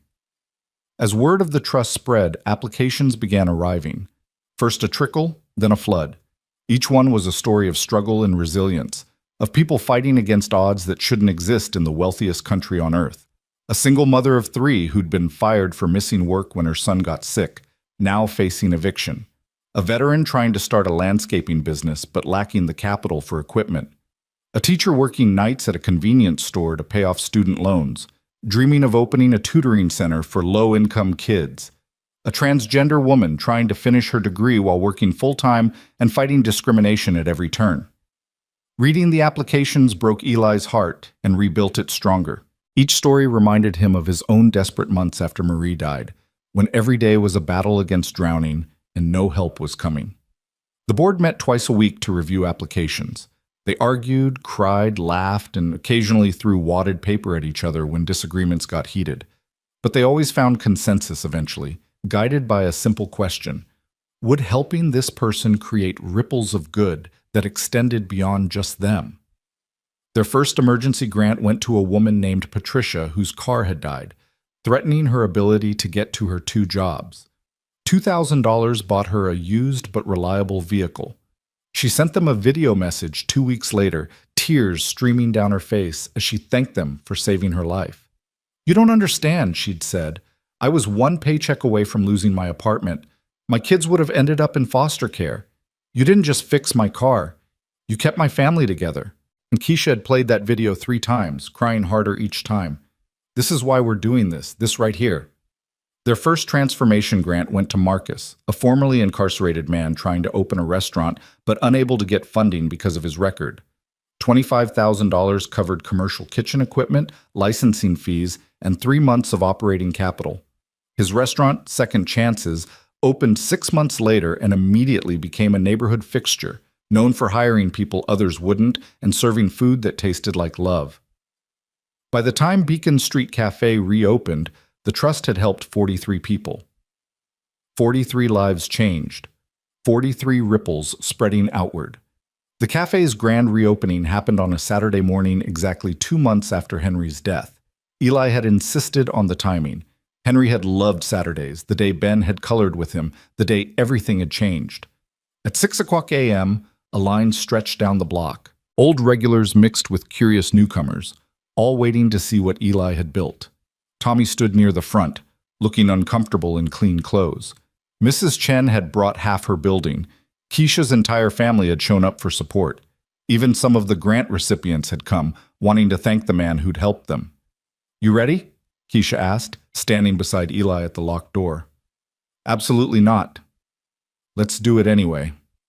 Eli unlocked the door and the crowd flooded in, their reactions immediate and visceral. People stopped, stared, touched the walls like they couldn't believe what they were seeing.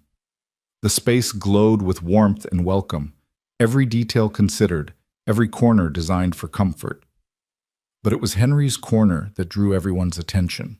The preserved booth under its clear protective covering, the brass plaque catching the light, the old coffee maker mounted above it like a religious icon. People approached it reverently, reading the inscription, understanding without being told that this was sacred space. Tommy was the first to speak, his voice rough with emotion. You really did it. You made it beautiful. We made it beautiful, Eli corrected. All of us. Everyone who believed it could be better. The first customer to sit in a booth was a homeless veteran named Jerome, who'd been coming to the cafe for years, usually buying nothing because he had nothing to buy with. Eli approached him with a menu and a smile. Good morning, Jerome. What can I get you? Jerome shifted uncomfortably.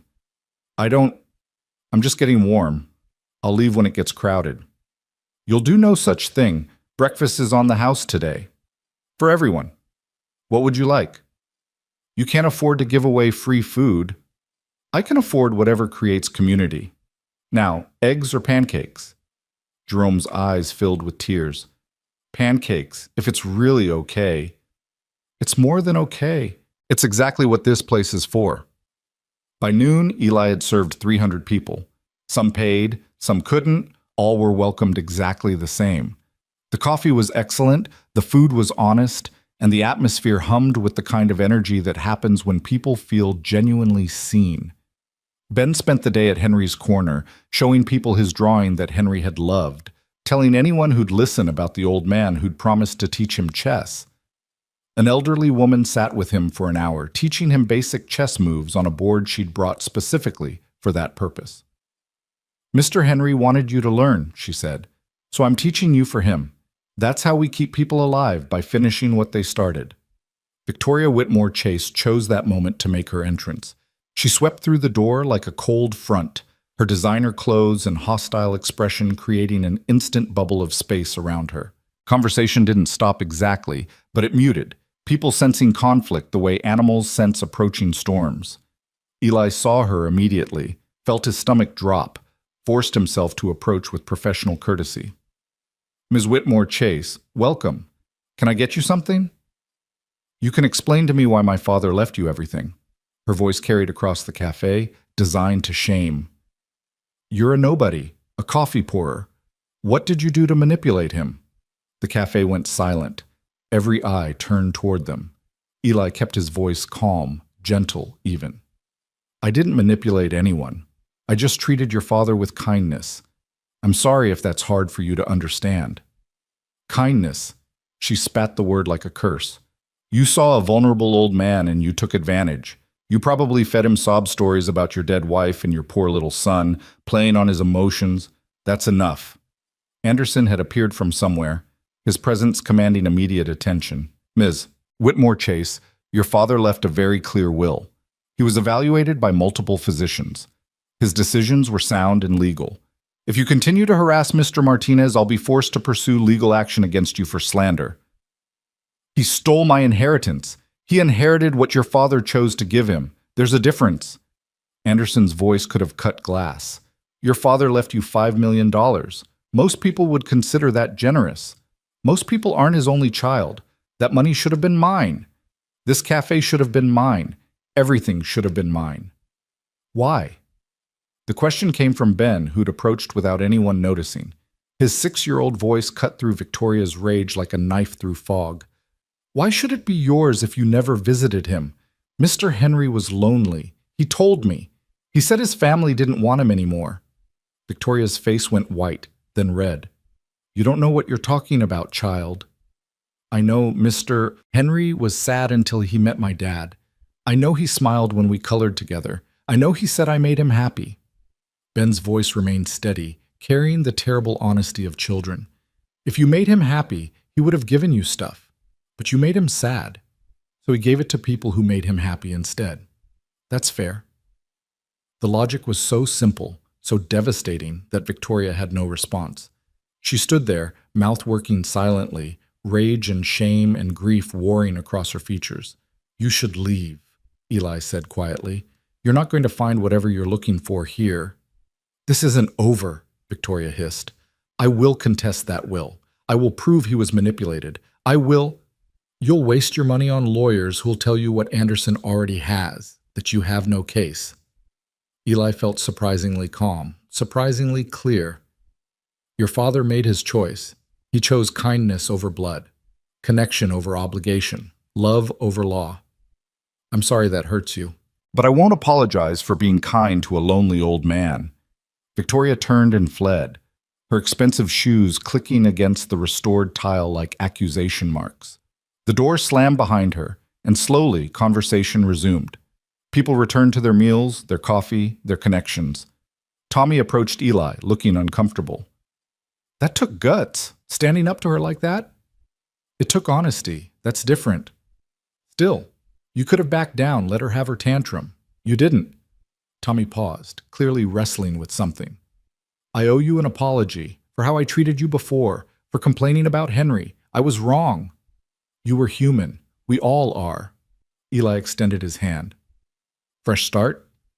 Tommy shook it firmly. Fresh start. The rest of the day passed in a blur of faces and orders and moments of connection that reminded Eli why he was doing this.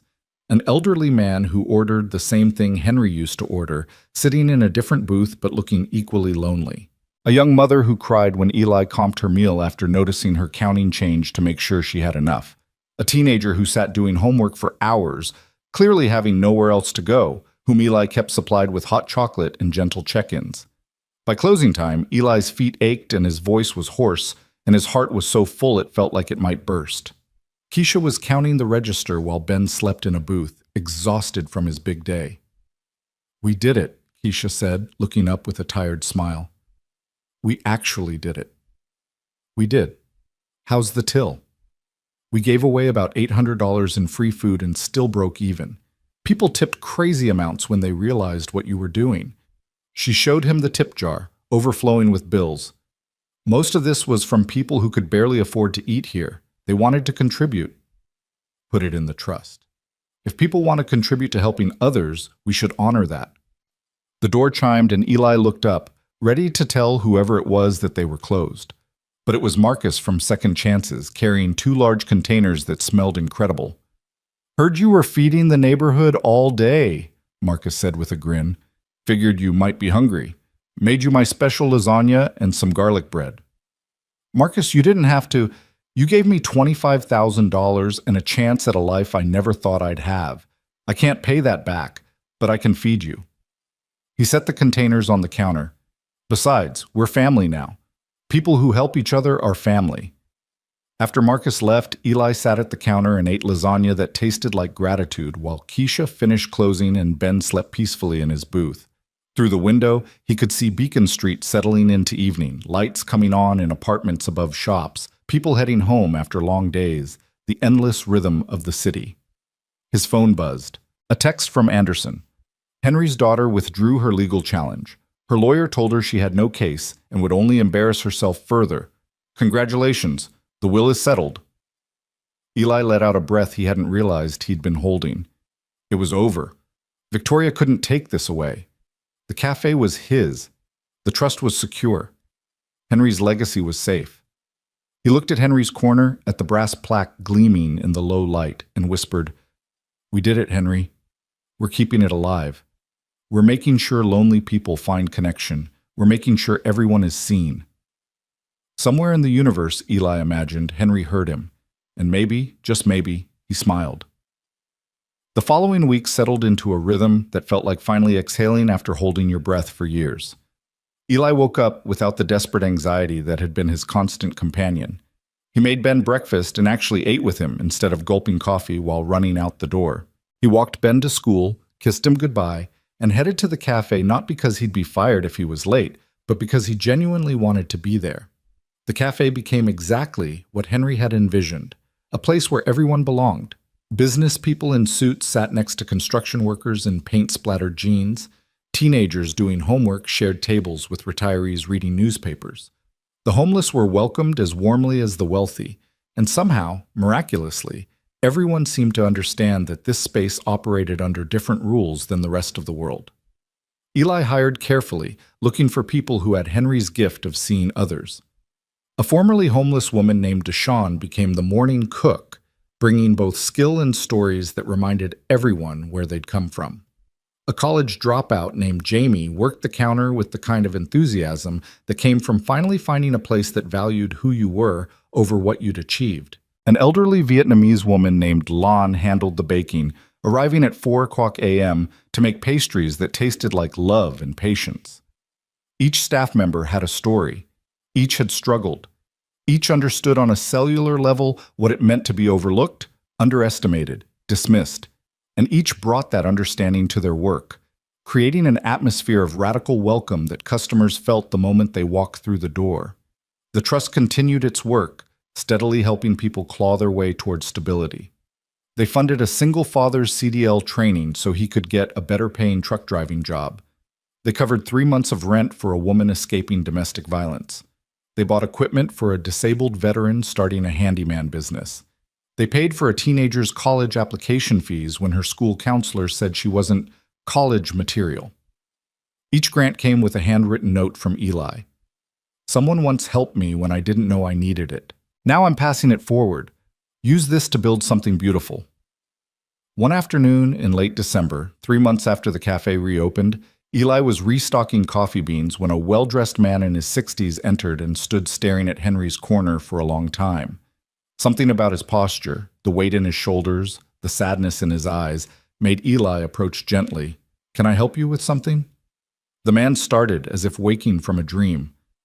"I'm sorry, I knew Henry. We were law partners for 30 years. I heard about what happened, what he did, and I had to come see." He gestured at the cafe. "This is remarkable. It's what he wanted, what he and his wife dreamed about." "Maggie," the man smiled sadly. "God, I loved her. We all did. When she died, Henry just disappeared. We tried to reach him, tried to help, but he'd built these walls we couldn't get through." He looked at Eli with something like wonder. "Somehow you got through." "I didn't try to get through. I just treated him like a person." "That's all anyone wants, isn't it? To be seen as human." The man extended his hand. "I'm Robert Chen. I run a nonprofit that helps refugees resettle. I've been doing it for 20 years with barely enough funding to keep the lights on. I heard about your trust, about what you're trying to do, and I thought—" He trailed off, looking embarrassed. "You thought you'd apply for a grant," Eli finished. "Is that inappropriate? Coming here in person?" "It's perfect. Tell me about your work." They sat at Henry's corner. Eli couldn't think of a better place for the conversation, and Robert talked for an hour about families fleeing violence, about children who'd lost everything, about the desperate inadequacy of the systems meant to help. His passion was evident, his commitment unquestionable, his need genuine. "How much would change things for you?" Eli asked. "Honestly, $25,000 would be transformative. We could hire a full-time caseworker, expand our housing assistance program, provide better English classes." Robert's eyes were bright. "We could actually help people instead of just processing them through a broken system." "Consider it done." Robert blinked. "Just like that? Don't you need to review my application, check my credentials, verify—" "I just spent an hour listening to you talk about helping people with the kind of specificity that only comes from doing the actual work. You knew about the 13-year-old girl who's struggling because the school system doesn't understand trauma. You knew about the grandmother raising 6 kids in a 1-bedroom apartment. You knew their names, Robert. That tells me everything I need to know." Eli smiled. "Besides, you were Henry's friend. That's recommendation enough." Robert's composure crumbled. He put his face in his hands and wept, great shaking sobs that contained years of struggle and frustration and the sudden, overwhelming relief of being helped. When he finally composed himself, Robert said, "Henry was right about you. He called me, about a week before he died. First time he'd reached out in 6 years. He said, 'I found someone who remembers what it means to be human, someone who will carry forward what we built.' I didn't understand then. I do now." "What else did he say?" "He said, 'Tell everyone that it's not too late, that kindness isn't weakness, that seeing people, really seeing them, is the most radical act possible in a world that wants us to look away.'" Robert met Eli's eyes. He said, I'm dying, but I'm not afraid anymore because I know the work will continue." Eli's vision blurred.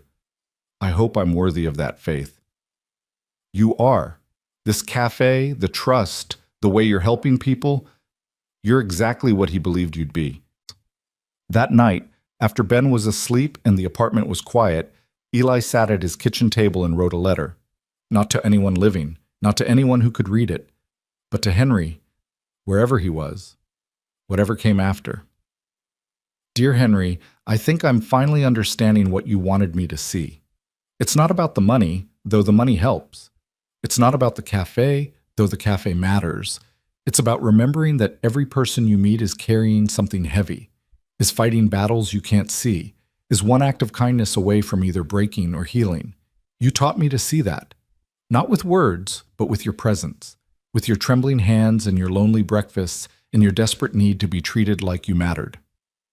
I see people now, Henry, really see them, the way you saw me, the way Maggie saw everyone. And I'm teaching Ben to see them too. Your legacy isn't the money or the building or even the trust.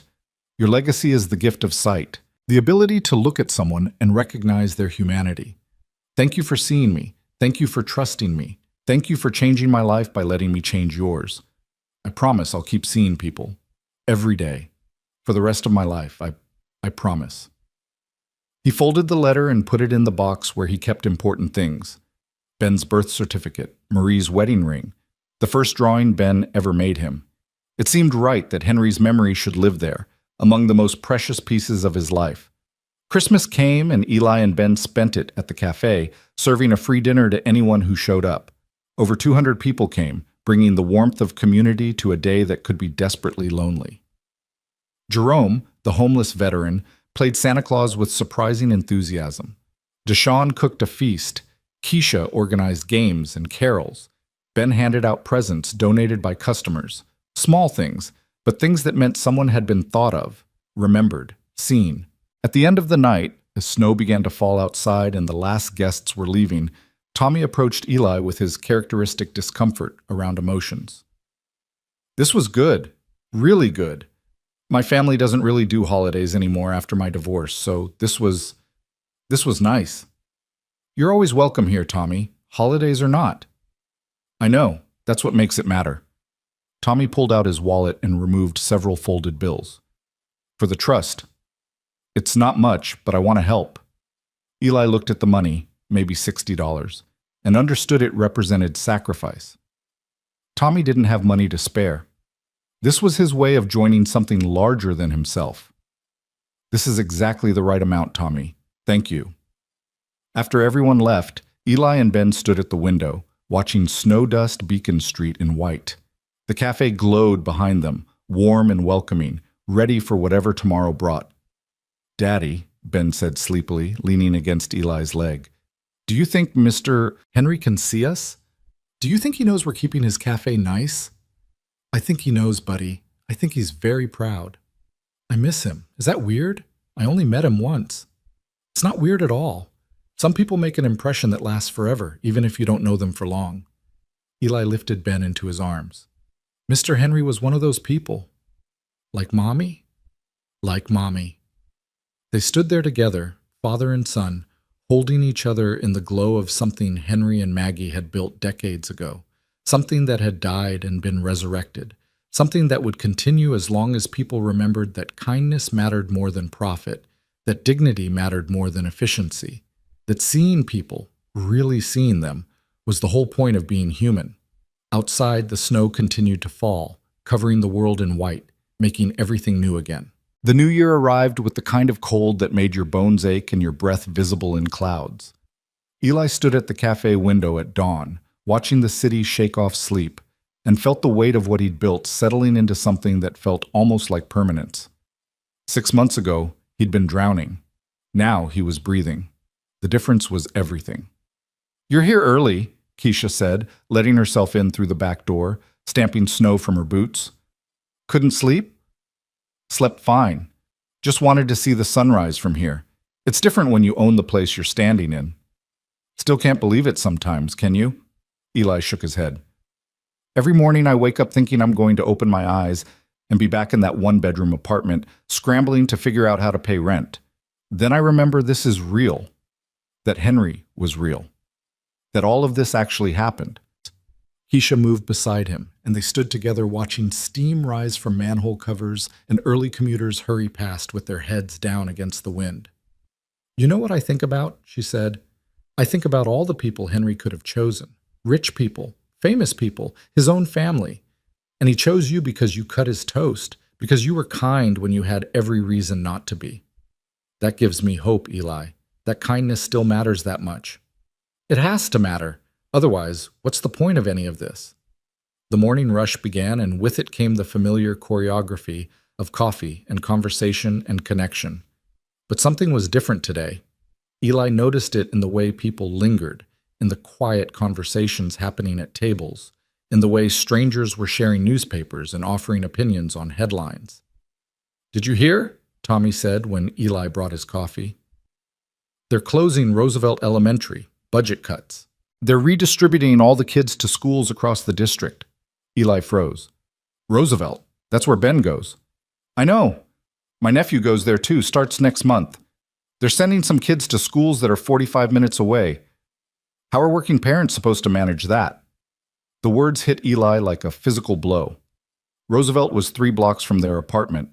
Ben could walk there with friends, could come home for lunch if he forgot it, could run to the cafe after school. 45 minutes away meant bus rides and logistics, and Ben being alone for hours before Eli could pick him up. "There's got to be something we can do," Eli said. "Like what? The district's broke, the city's broke, nobody's got money for neighborhood schools anymore." Tommy's expression was grim. "My sister's talking about moving, trying to get into a better district, but who can afford that?" After Tommy left, Eli couldn't shake the sick feeling in his stomach. He'd thought having money meant being able to fix problems, but some problems were bigger than any one person's bank account. Some problems required systems to change, and systems didn't change just because you wanted them to. That afternoon, while Ben was at school, Eli called an emergency meeting of the trust board. They gathered in the cafe's back office, crowding around the small table that had become their war room for fighting inequality, one grant at a time. "Roosevelt Elementary is closing," Eli said without preamble. "They're scattering the kids across the district.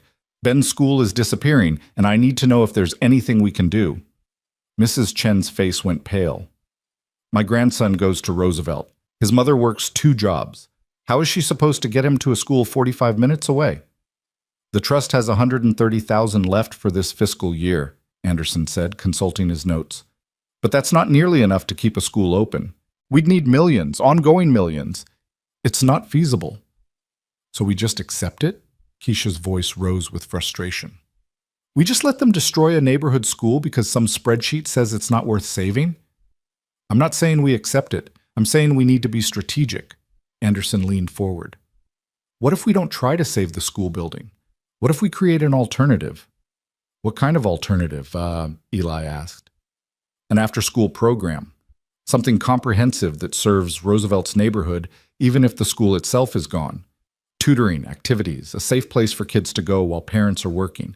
We could lease space, hire good people, make it free for families who need it." The idea took root in Eli's mind, growing branches and possibilities. Like an extension of what Henry and Maggie built here. A place where kids are seen, where they matter. Exactly! We couldn't replace a full school day, but we could provide crucial support, bridge the gap. Anderson was already making notes. With $130,000, we could run something small but meaningful for a year. After that, we'd need additional funding.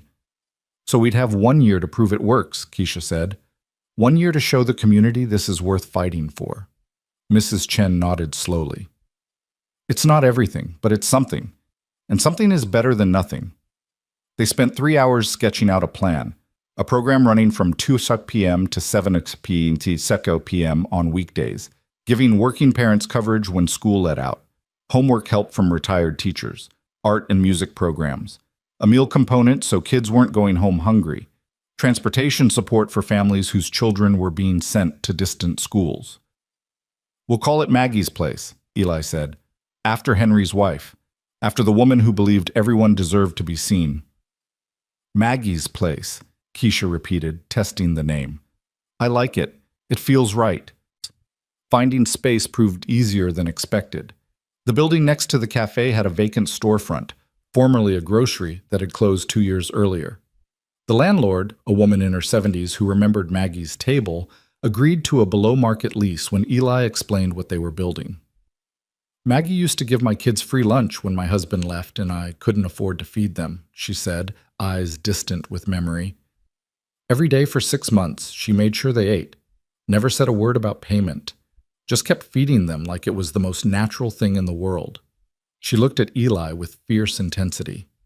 You use this space to help kids the way she helped mine. That's payment enough. Renovation happened quickly, not because Eli was rushing, but because the community rallied. Tommy and his construction crew volunteered their weekends. Parents painted walls. Teachers donated books and supplies. What had been a gutted retail space transformed into something warm and welcoming, with reading nooks and homework tables and walls covered in bright murals that Ben and other neighborhood kids painted themselves. Ben threw himself into the project with the enthusiasm only 7-year-olds could muster. He designed a welcome sign, helped organize the bookshelf, and appointed himself official greeter. When kids come here, he explained seriously, they need to know someone's happy they showed up. That's important. Where'd you learn that? Eli asked, touched by his son's wisdom. From you, and from Mr. Henry. He was always happy when we showed up. Maggie's Place opened on a Tuesday in February, just 3 weeks after Roosevelt Elementary closed its doors for the last time. 37 kids showed up that first day, bringing their fear and their hope and their desperate need for somewhere safe to exist. Eli had hired carefully for this, the same way he'd hired for the café. Ms. Patricia, a retired teacher who'd been denied her pension due to budget cuts, became the program director. 2 college students studying education ran tutoring sessions. Deshawn from the cafe provided snacks that met kids' nutritional needs while tasting like treats. And Mrs. Chen, who'd been watching neighborhood kids informally for decades, became the heart of the operation. The person who knew each child's name, their struggles, their dreams. That first week was chaos. Kids testing boundaries, parents uncertain whether to trust this new thing, logistics falling apart and being rebuilt in real time. Eli moved between the cafe and Maggie's Place, like a man trying to be in 2 places at once, which was essentially what he was attempting. On Friday, when he was certain everything was about to collapse from the weight of impossible expectations, something shifted. A girl named Destiny, 9 years old with eyes older than her years, approached Mrs. Chen hesitantly. Is it true we can come here every day? She asked. Even if we don't got homework. Even if you don't have homework, Mrs. Chen corrected gently. And yes, sweetheart, every weekday. This is your space now. Why? The question carried a lifetime of disappointment, of promises broken and support withdrawn. Why would you do this for free? Mrs. Chen knelt down, bringing herself eye level with Destiny. Because someone once did it for me when I needed it, and because you deserve a place where you matter, where you're safe, where people see you as more than just a problem to solve. She smiled. You're not a problem, Destiny. You're a kid, and kids deserve to be kids. Destiny started crying. Then she was hugging Mrs. Chen with desperate strength, and Mrs. Chen was crying too, and Eli had to turn away because his own vision was blurring. This was why they were doing it. Not for recognition or gratitude, but for moments like this, when a child who'd been carrying the world on small shoulders could finally set that weight down, even just for a few hours. Word spread quickly through the neighborhood. By the end of the second week, they had 67 kids registered. By the end of the month, 93. The space that had seemed too large suddenly felt too small. They expanded into the backyard, creating an outdoor area for games and art projects. They added evening hours twice a week for parents who worked late shifts. They partnered with the local library for additional resources. And slowly, impossibly, it started working. Kids who'd been failing classes began improving. Parents who'd been drowning found breathing room. The neighborhood, which had been fracturing under the weight of systemic neglect, started knitting itself back together. But success brought its own complications. The trust's funds were depleting faster than anticipated. By March, Anderson delivered the news Eli had been dreading. At our current burn rate, we'll be out of money by June. We need to find additional funding or start cutting services. We can't cut services, Keisha said immediately. These kids depend on us now. We made them a promise. Then we need money. Grants, donations, fundraising, something. Eli had an idea, one that had been forming in the back of his mind for weeks. What if we tell Henry's story? What if we show people what kindness can create? You mean go public? Anderson looked skeptical. That's not usually your style. No, it's not. I hate the idea of it. But if sharing what Henry did, what we're doing with what he gave us, inspires others to help, then it's worth the discomfort. Eli looked around the table. We're not asking for us. We're asking for 93 kids who deserve better. They started small. Eli wrote an essay about Henry, about cutting toast and building legacy, about how one old man's loneliness had transformed into community support for hundreds of people. Keisha posted it on social media, expecting maybe a few hundred people to read it. It went viral. Within 48 hours, the essay had been shared over 50,000 times. News outlets started calling.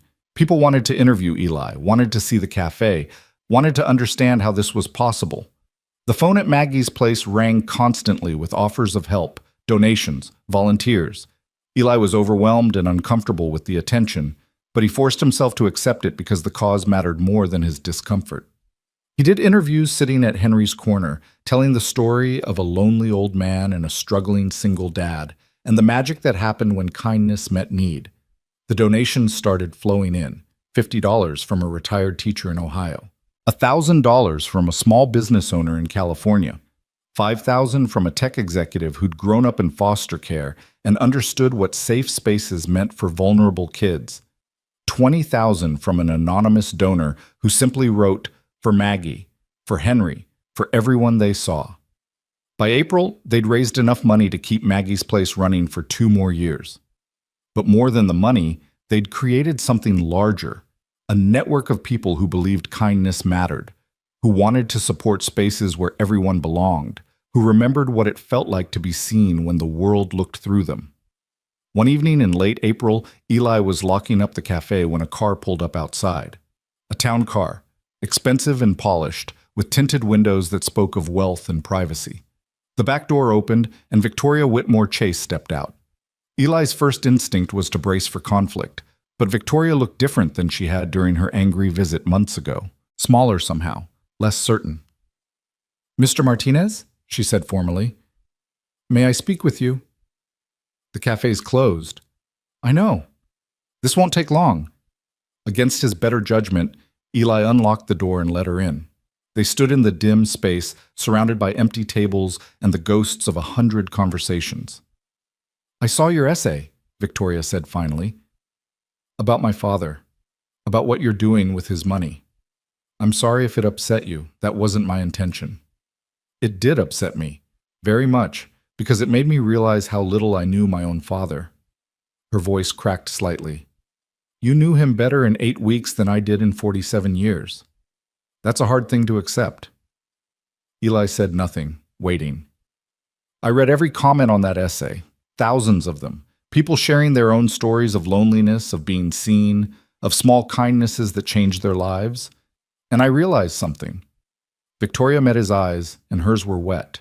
"I was so focused on what I thought I deserved that I never asked what he needed. I saw him as an obligation, an inconvenience, eventually as an obstacle to my inheritance. I never just saw him as a person, as my father, as someone who was hurting. Why are you telling me this?" "Because I want to help. Not with the money. You clearly don't need my money. But with time, with effort, with showing up." She gestured toward the cafe. "My father built something beautiful here with my mother. Then you rebuilt it when he couldn't. I want to be part of that. If you'll let me." Eli studied her carefully, looking for manipulation or hidden agendas. But all he saw was grief and regret and the tentative hope of someone trying to find redemption. "What did you have in mind?" "I'm a lawyer, corporate law mostly, but I know how to navigate systems. I could help with the trust, with Maggie's place, with whatever you're building next. Pro bono. No strings attached." Victoria's voice steadied. "As mas seen. I can't change the past. Can't undo ignoring my father when he needed me. But maybe I can honor his memory by helping continue his work." It would have been easy to say no, to hold on to justified anger, to keep Victoria at arm's length, to make her pay for her cruelty. But Eli thought about Henry, about how he'd spent his last days not on revenge but on building something good. about how he'd chosen redemption over resentment. "Okay," Eli said. "We meet Tuesdays and Thursdays at 7 o'clock a.m. to discuss trust applications. You're welcome to join us." Victoria's relief was visible, physical. "Thank you. I promise I won't let you down." "Don't promise me. Promise your father." She nodded, looking up at the plaque by Henry's corner. "I will. I promise, Dad." After Victoria left, Eli sat alone in the dark cafe for a long time. The weight of what they'd built, the cafe, Maggie's place, the trust, the network of people helping people, felt enormous and precious. So many things could go wrong, so many ways it could fail, but it hadn't failed yet. Despite the odds, despite the obstacles, despite the very reasonable expectation that one man's inheritance couldn't possibly transform a community, it was working. Not perfectly, not without struggle, but working nonetheless. His phone buzzed, a text from Ben, sent from Mrs. Chen's phone where he was spending the evening. "Dad, I got an A on my book report. Ms. Patricia helped me at Maggie's place. Can we celebrate with ice cream?" Eli smiled, typing back, "2 scoops. You earned it." Another text came through, this one from a number he didn't recognize. "Mr. Martinez, this is Jerome, the vet from the cafe. I wanted you to know I got approved for housing through a program your trust recommended me to. After 3 years on the streets, I'm going to have a home. Thank you for seeing me when everyone else looked away." Then another, from Destiny's mother. "Destiny got her first B on a math test today. She hasn't passed math in 2 years. Whatever you're doing at Maggie's place, it's working. You're saving my daughter. Thank you." The messages kept coming, each one a story of small victories and incremental progress, and lives being changed in ways that were quiet but profound. Eli read them all, let himself feel the weight of them, the responsibility and the joy. This was what Henry had wanted, not gratitude or recognition, but results. People being helped, lives being changed, kindness creating ripples that extended outward in ways that couldn't be measured but could absolutely be felt. Eli finally left the cafe after midnight, walking home through streets that felt different now that he knew the stories behind the windows he passed. The woman in 3C who'd used a trust grant to finish her nursing degree. The family in 7B whose rent the trust had covered during a medical crisis. The teenager in 2F who'd found community at Maggie's place and stopped cutting herself because she finally felt seen. Every window held a story. Every story mattered. And somehow, impossibly, Eli had been given the resources to help write some of those stories toward happier endings. When he got home, Ben was already asleep on Mrs. Chen's couch, worn out from a day of being 7 and brilliant and loved. Eli carried him upstairs, tucked him into bed, and stood watching him sleep the way he'd done 1,000 times before. "Your Grandma Marie would be so proud of you," Eli whispered. "And Mr. Henry, too. You're growing up to be exactly the kind of person the world needs. Kind, thoughtful, willing to see people for who they are instead of what they can give you." Ben stirred slightly, mumbling something that sounded like, "Love you, Dad," before settling back into deep sleep. Eli thought about Henry in his final days, sitting in that corner booth, watching the world continue without him, feeling invisible and unnecessary. And then Ben sitting with him, coloring and talking and treating him like he mattered. One afternoon of attention from a 6-year-old had given Henry hope, had reminded him that connection was possible, had inspired him to use his death to create life for others. The butterfly effect of kindness was real. One cut piece of toast had saved Eli's life. One coloring session had restored Henry's will to matter. One inheritance had transformed a community, and all of it had started with the simple revolutionary act of seeing another person's humanity and responding to it. Eli walked to his bedroom, changed into pajamas, and lay down in a bed he actually owned in an apartment he could actually afford. Through the wall, he could hear their neighbor's television, the sound of distant sirens, the endless symphony of the city. But beneath all that noise, Eli heard something else.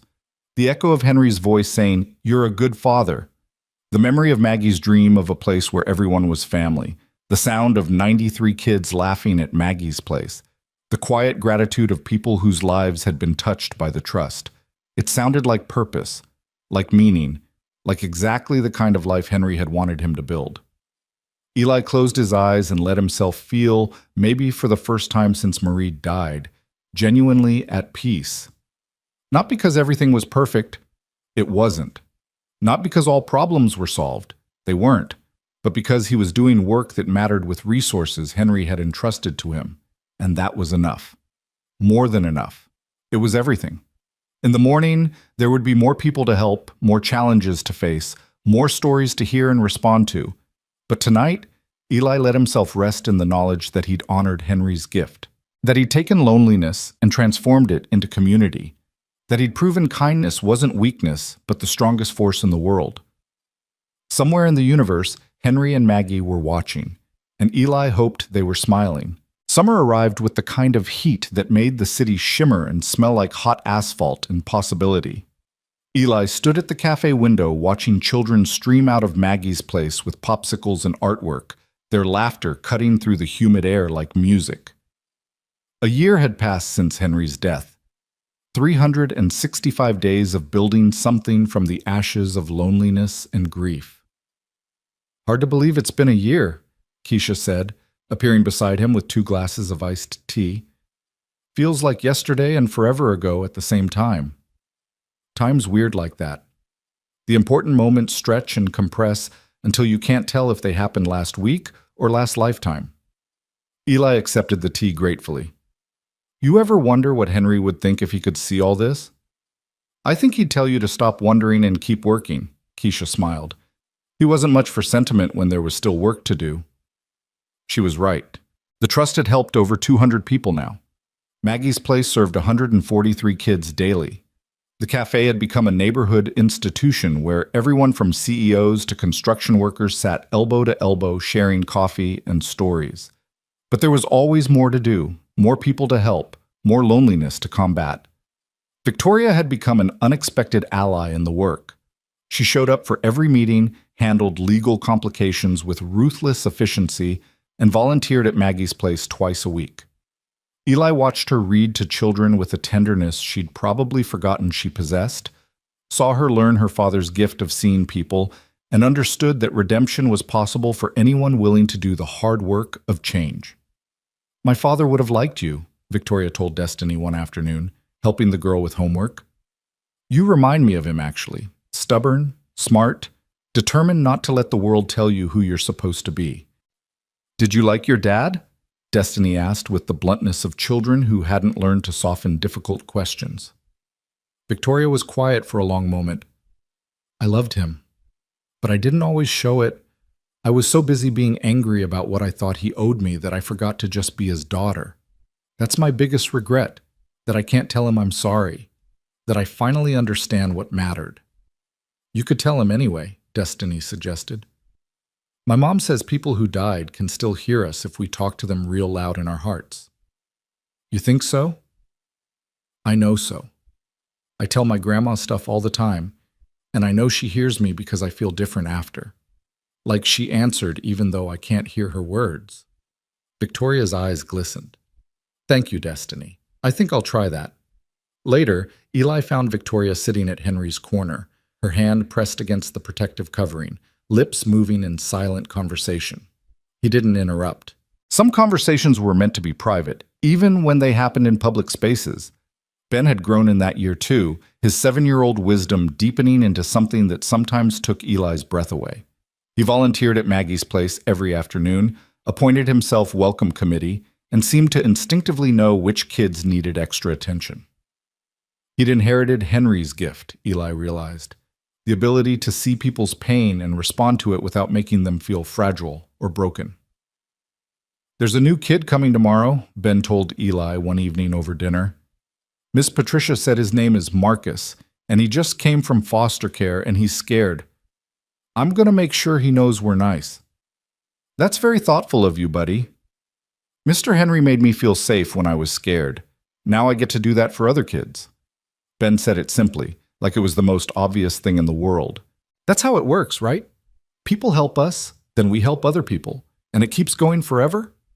That's exactly how it works. Henry understood that. Your mom understood that. Now you understand it too. When I grow up, I'm going to do what you do. Help people and make places where everybody belongs. Eli's throat tightened. You're already doing that, Ben. Age doesn't matter. Heart does. The trust board meetings had evolved into something larger than just grant distribution. They'd become strategy sessions for tackling systemic issues that kept people trapped in poverty. Mrs. Chen had become fierce about education access. Keisha focused on workforce development. Victoria handled policy advocacy. Anderson managed the financial sustainability. And Eli held the center, making sure they never forgot that every application represented a human being with a story that mattered. "We need to talk about scaling," Anderson said at their August meeting. "We've proven the model works. Maggie's Place is thriving. The grants are changing lives. But we're still only helping people in this neighborhood. What if we expanded?" "Expanded how?" Eli asked, feeling both excited and terrified by the implications. "Other neighborhoods? Other cities, eventually. We could franchise the model, provide funding and training for communities that want to build their own version of what we've created here. That would require millions, maybe tens of millions. We don't have that kind of money." "Not yet. But we could raise it. Your essay went viral. People care about this work. If we put together a proper fundraising campaign, showed people what's possible when communities invest in each other." "We'd lose control," Eli interrupted. "It would become this big thing with administrators and boards and people who've never struggled making decisions about how to help people who are struggling. Not if we structure it correctly. Not if we maintain the core principle that people with lived experience lead the work." Anderson leaned forward. "Eli, what you've built here is revolutionary. It's proof that kindness scales, that community care works, that investing in people pays dividends that can't be measured in dollars, but absolutely change the world. Don't you want that for more than just this neighborhood?" The question haunted Eli for weeks. Did he want to expand? Could he expand without losing the intimacy and authenticity that made this work effective? Was it selfish to keep something good small when it could be large? Or was it wise to protect what worked rather than risk destroying it through growth? He found himself talking to Henry's corner late at night when the cafe was empty and the city was as quiet as it ever got. "I don't know what to do," he'd say to the empty booth. "You gave me this responsibility, but you didn't give me a roadmap. How do I know if I'm making the right choice?" The booth never answered, of course, but sometimes, in the silence, Eli felt something like clarity. Henry hadn't left him a roadmap because there wasn't one. There was just the work, messy and complicated and requiring constant judgment calls that had no perfect answers. In September, something happened that made the decision for him. A mother from across the city showed up at the cafe with her 2 children, looking desperate and determined in equal measure. "I read about what you do here," she said. "About Maggie's Place, about the trust, about how you help people. My kids got redistributed to a school an hour away when their school closed. I'm working double shifts trying to keep us housed and fed, but I can't be there when they get home. They're alone from 3 to midnight every day. They're 7 and 9. That's not safe, but I don't have options." Eli's heart broke. "I wish I could help, but Maggie's Place only serves this neighborhood. We don't have the capacity to see." "Then help me start one in my neighborhood. Please. I'll do the work. I'll find the space, recruit the volunteers, handle the logistics. I just need someone to show me how. And maybe some startup funding." Her voice cracked. "My babies deserve what your kids have. A safe place. People who see them. I'm begging you." Eli looked at this mother, at her exhaustion and her fierce love and her refusal to accept that her children mattered less than his, and he knew. Anderson was right. This couldn't stay small when the need was so large. When there were mothers like this in every neighborhood, fighting battles that shouldn't exist, desperately trying to protect their children from a system designed to fail them. "What's your name?" he asked. "Sharon. Sharon Davis." "Sharon, I'm going to help you, not with advice or a small grant, but with everything. Space, funding, training, support. We're going to build a Maggie's Place in your neighborhood, and then we're going to help other neighborhoods build their own. Because you're right. Your children deserve exactly what ours have. Everyone's children do." Sharon started crying. Then she was hugging him with the desperation of someone who'd been drowning and finally found something solid to hold on to. "Thank you." "God, thank you." The board approved the expansion plan unanimously. They created a new entity, the Maggie's Table Foundation, dedicated to supporting community-driven programs that provided safe spaces and wraparound services for vulnerable children. Sharon became their first partner, with Eli and the team providing training, funding, and ongoing support. The second Maggie's Place opened in Sharon's neighborhood in November. Then a third in the Bronx in January, started by a retired firefighter who'd lost his grandson to gang violence and wanted to create alternatives for kids being recruited by the streets. Then a fourth in Queens, led by an immigrant community determined to support their working parents. Then a fifth, sixth, seventh. Each location was unique, shaped by its community's specific needs and cultural context. But they all shared core principles: radical welcome, dignity for everyone, programs designed by people who'd lived the struggles they were addressing, and the absolute conviction that every person who walked through their doors mattered. The work was exhausting and exhilarating in equal measure.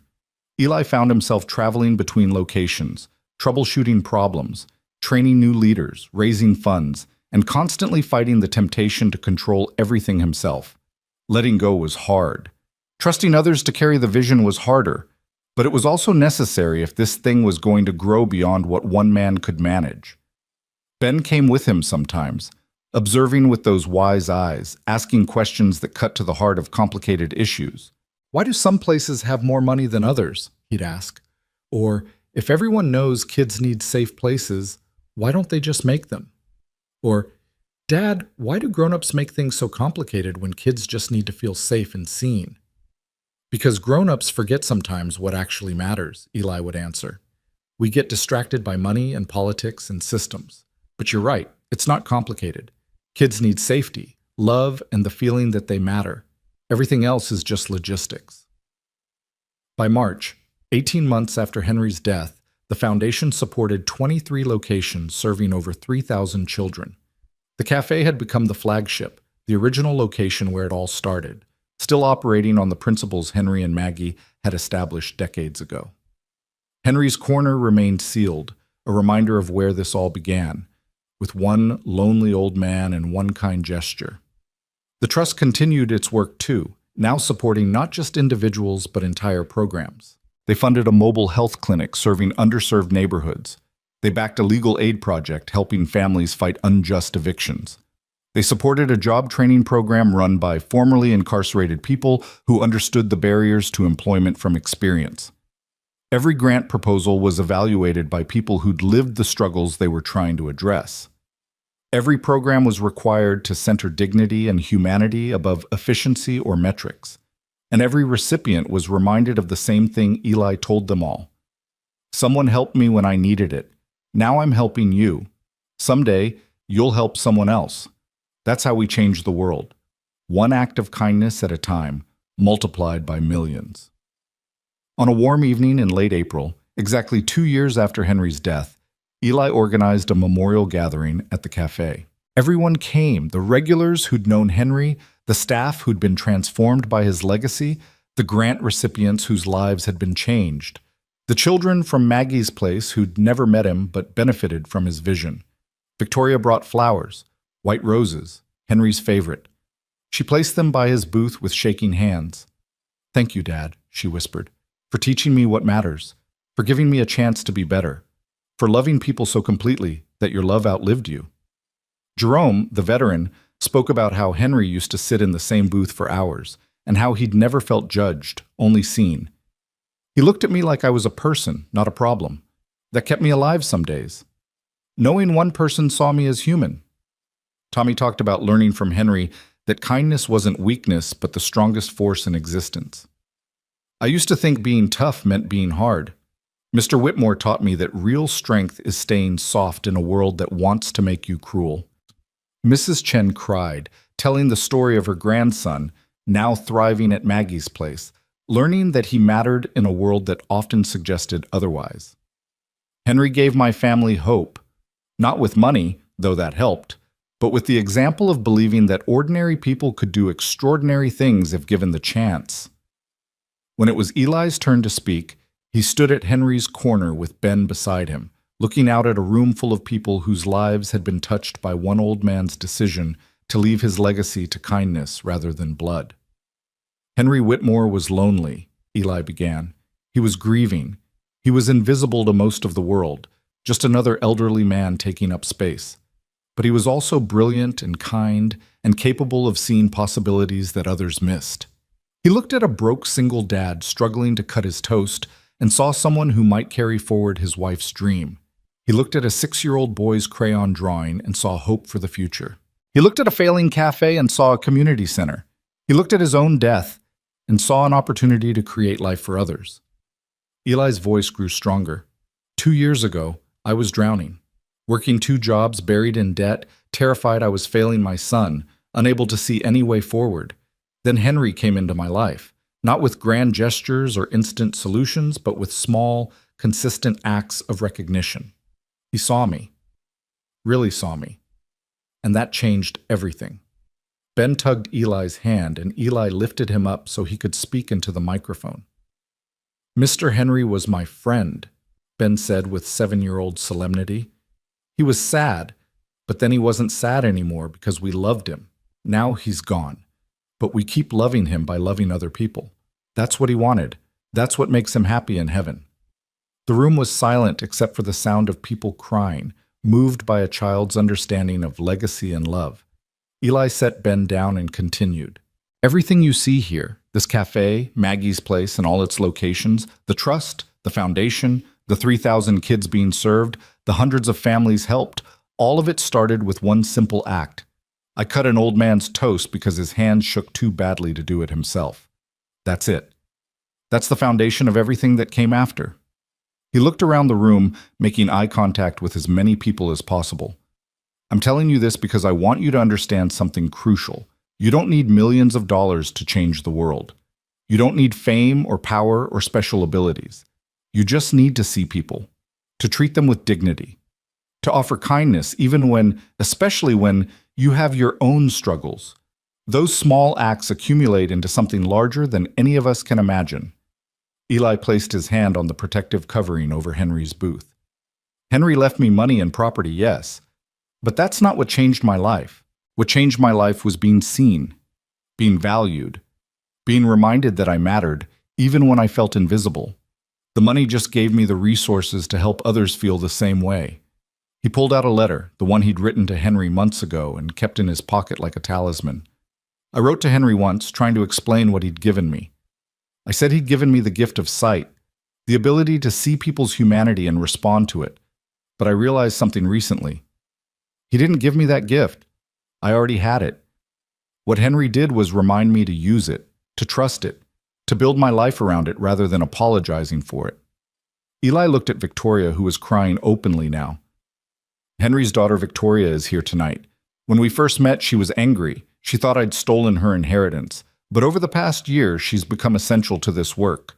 She's learned her father's gift of seeing people, and now she uses it to help others. That's legacy too. Not just what we leave behind, but what we inspire others to become. Victoria stood, walking to the front of the room. May I say something? Eli nodded, stepping aside.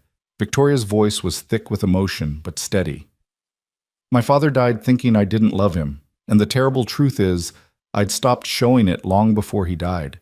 I was angry he wouldn't die faster so I could have his money. I'm not proud of that. I'm ashamed of it. But I'm sharing it because I want you to understand what Eli and this work have taught me. She looked around the room. It's never too late to change. Never too late to start seeing people instead of using them. Never too late to choose kindness over cruelty, connection over isolation, love over resentment. My father gave me $5 million I didn't deserve, but Eli gave me something worth more, a chance to become someone my father would have been proud of. Victoria turned to Henry's corner. I love you, Dad. I'm sorry it took losing you to remember how, but I promise I'll spend the rest of my life honoring what you built, what you believed, what you knew about people that I forgot, that everyone deserves to be seen, to matter, to belong. The gathering continued late into the night, with stories and laughter and tears and the kind of community that forms when people united by shared values come together to celebrate what matters. Children played while adults talked. Strangers became friends. And throughout it all, Henry's corner stood as a reminder that loneliness could be transformed into connection, that grief could become purpose, that one person's death could give life to thousands. At midnight, after everyone had left, Eli stood alone in the cafe doing what had become ritual, talking to Henry's memory in the quiet. "We did it, Henry. We made it work. The cafe is thriving. Maggie's place is growing. The trust is helping hundreds of people. Your legacy is alive and expanding and touching lives you never could have imagined." Eli pressed his hand against the booth's covering.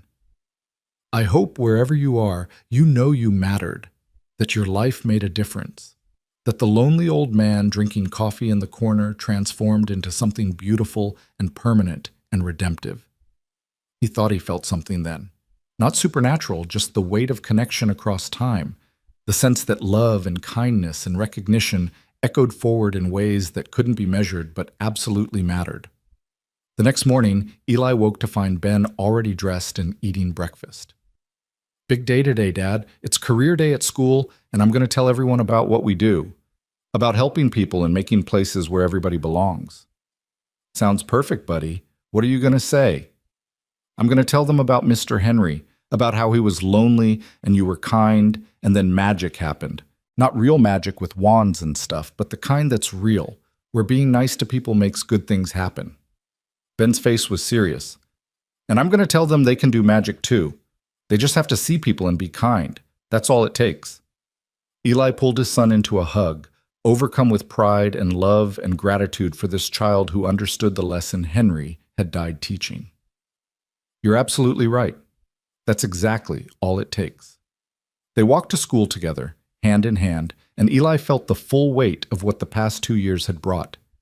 He'd gone from drowning to breathing, from invisible to seen, from desperate to purposeful. He'd transformed a cafe, launched a foundation, helped thousands of people, and most importantly, taught his son that kindness wasn't optional or nice to have, but essential and revolutionary. After dropping Ben off, Eli headed to the cafe. The morning rush was in full swing, with Keisha managing the counter, Deshawn cooking with her usual grace, and Jamie greeting regulars like they were family. The space hummed with the energy of community, of people choosing to start their day in a place where they knew they'd be treated with dignity. A new customer entered, an elderly woman who looked lost and uncertain. Eli watched as Jamie immediately approached her with a warm smile. "Good morning, ma'am. First time here? Let me show you our menu and find you a comfortable seat." The woman's face transformed, suspicion melting into relief. "I just moved to the neighborhood, don't know anyone yet, saw your cafe and thought maybe—" "You thought right. This is exactly where you're supposed to be." Jamie guided her to a booth near the window. "Coffee's on the house for your first visit. Welcome to the family." Eli smiled, watching the interaction. This was it. This was what Henry had wanted. Spaces where loneliness came to die, where strangers became family, where everyone was treated like they mattered because they did. His phone buzzed. A text from Anderson. "Just closed the deal on funding for 10 more Maggie's Place locations. Also, someone wants to write a book about Henry and what you've built. Interested?" Eli thought about it. A book would mean more attention, more scrutiny, more pressure. But it would also mean Henry's story reaching more people. It would mean inspiring others to see the lonely people in their own lives. It would mean multiplying the impact of one old man's decision to leave his legacy to kindness. He typed back, "Only if we donate all proceeds to the foundation, and only if it's clear this isn't about me. It's about what's possible when we choose to see each other." Anderson's response was immediate. "Perfect. That's exactly what Henry would have wanted." Eli pocketed his phone and moved through the cafe, refilling coffee, clearing tables, and stopping to chat with regulars who'd become friends. This was his life now, not perfect, not without struggle, but meaningful in ways he'd never imagined possible. At Henry's corner, the new woman sat alone, sipping her coffee and watching the cafe with wonder. Eli approached her gently. "How's everything? Coffee okay?"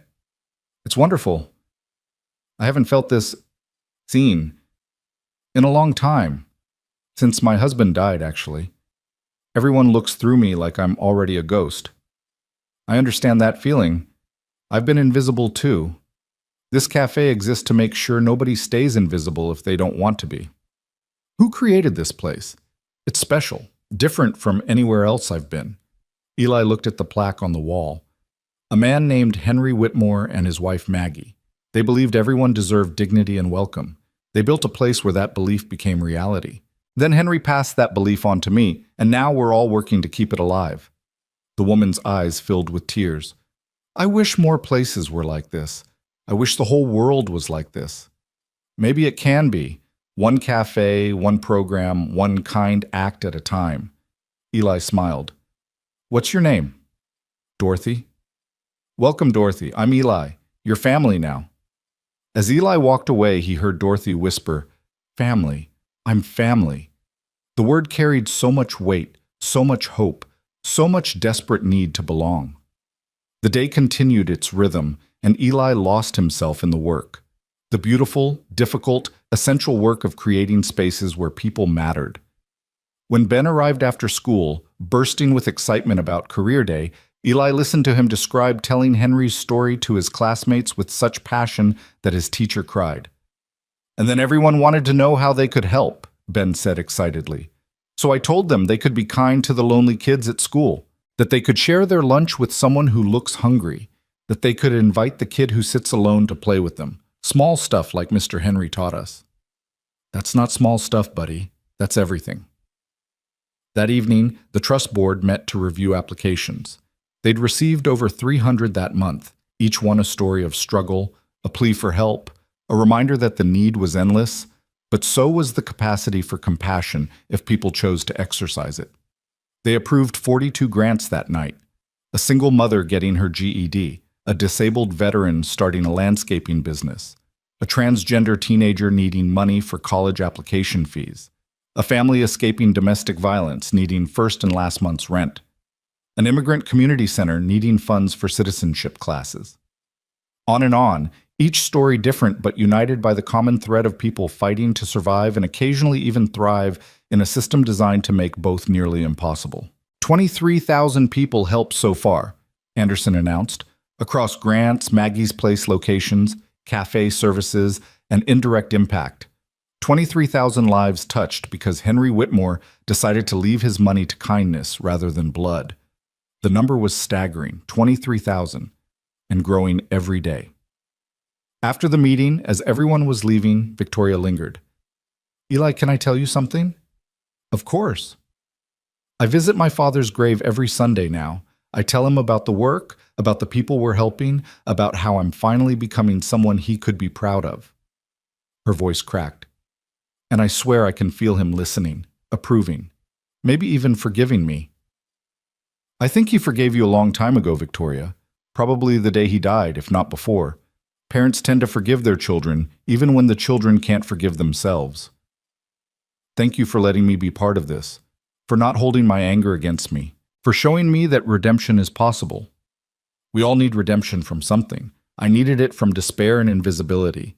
You needed it from anger and regret. Henry gave us both the chance to become better. That's what legacy should be, not just what we leave behind, but who we help others become. Victoria hugged him then, quickly and awkwardly, before hurrying out into the night. Eli watched her go, marveling at how much people could change when given the space and support to do so. Later, at home, after Ben was asleep and the apartment was quiet, Eli sat at his kitchen table with a cup of tea and thought about everything that had happened since that morning 2 years ago, when 4 lawyers walked into the cafe and changed his life forever. He thought about Henry's trembling hands and lonely breakfasts, about Ben's innocent kindness to a stranger, about the weight of inheritance and the responsibility of legacy, about how one man's death had become the catalyst for thousands of people to live better, fuller, more connected lives. Most of all, he thought about the question that had haunted him since the beginning. Had he done right by Henry? Had he honored what Henry and Maggie built? Had he used the gift responsibly?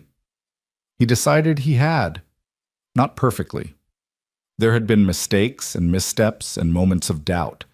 But overall, yes. He'd taken loneliness and transformed it into community.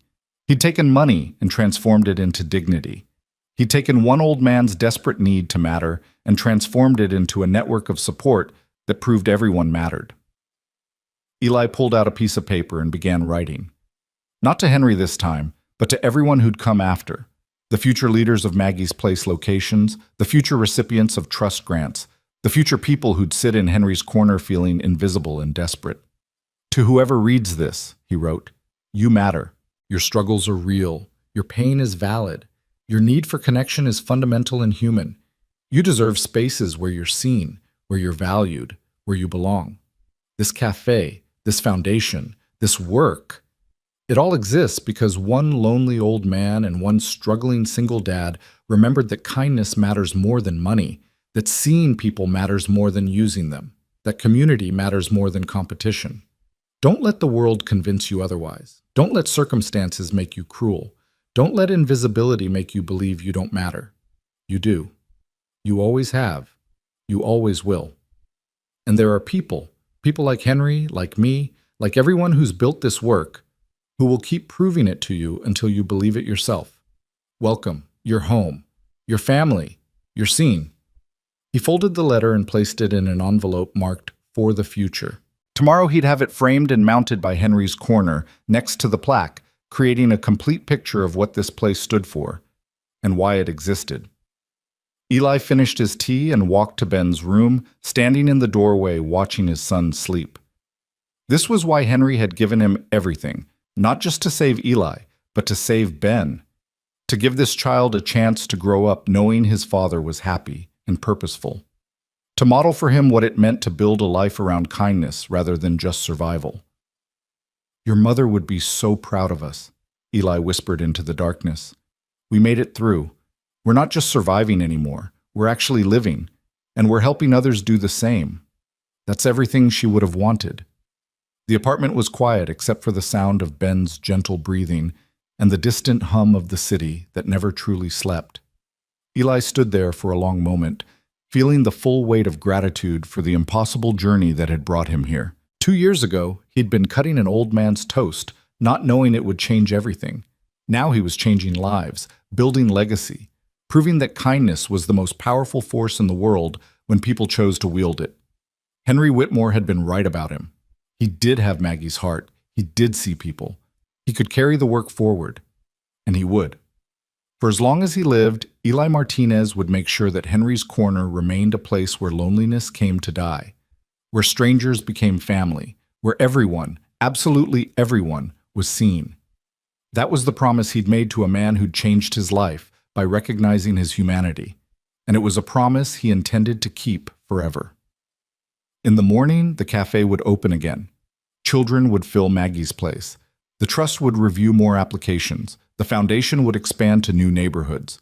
The work would continue, endless and essential and beautiful. But tonight, Eli let himself rest in the knowledge that he'd honored Henry's gift, that he'd transformed loneliness into love, that he'd proven, beyond any doubt, that seeing people, really seeing them, was the whole point of being human. Somewhere in the universe, Henry and Maggie were watching, and Eli knew, with absolute certainty, that they were smiling. The circle was complete. The legacy was secure. The work would continue. And it had all started with 4 simple words from a lonely old man. You're a good father. Those words had saved Eli's life. And through saving his life, they'd changed thousands more. That was the magic Ben had talked about. Not wands and spells, but the alchemy that happened when kindness met need, when recognition met invisibility, when one person chose to see another's humanity and respond to it. It was the oldest magic in the world, and it was the only magic that mattered. Eli closed Ben's door quietly and walked to his own room, ready to sleep and wake and begin again tomorrow. Because that's what the work required, showing up day after day, choosing kindness over cruelty, connection over isolation, love over fear. It was simple. It was revolutionary. It was everything. And it all began at a corner table where an old man sat alone until he wasn't alone anymore, until someone saw him, until everything changed,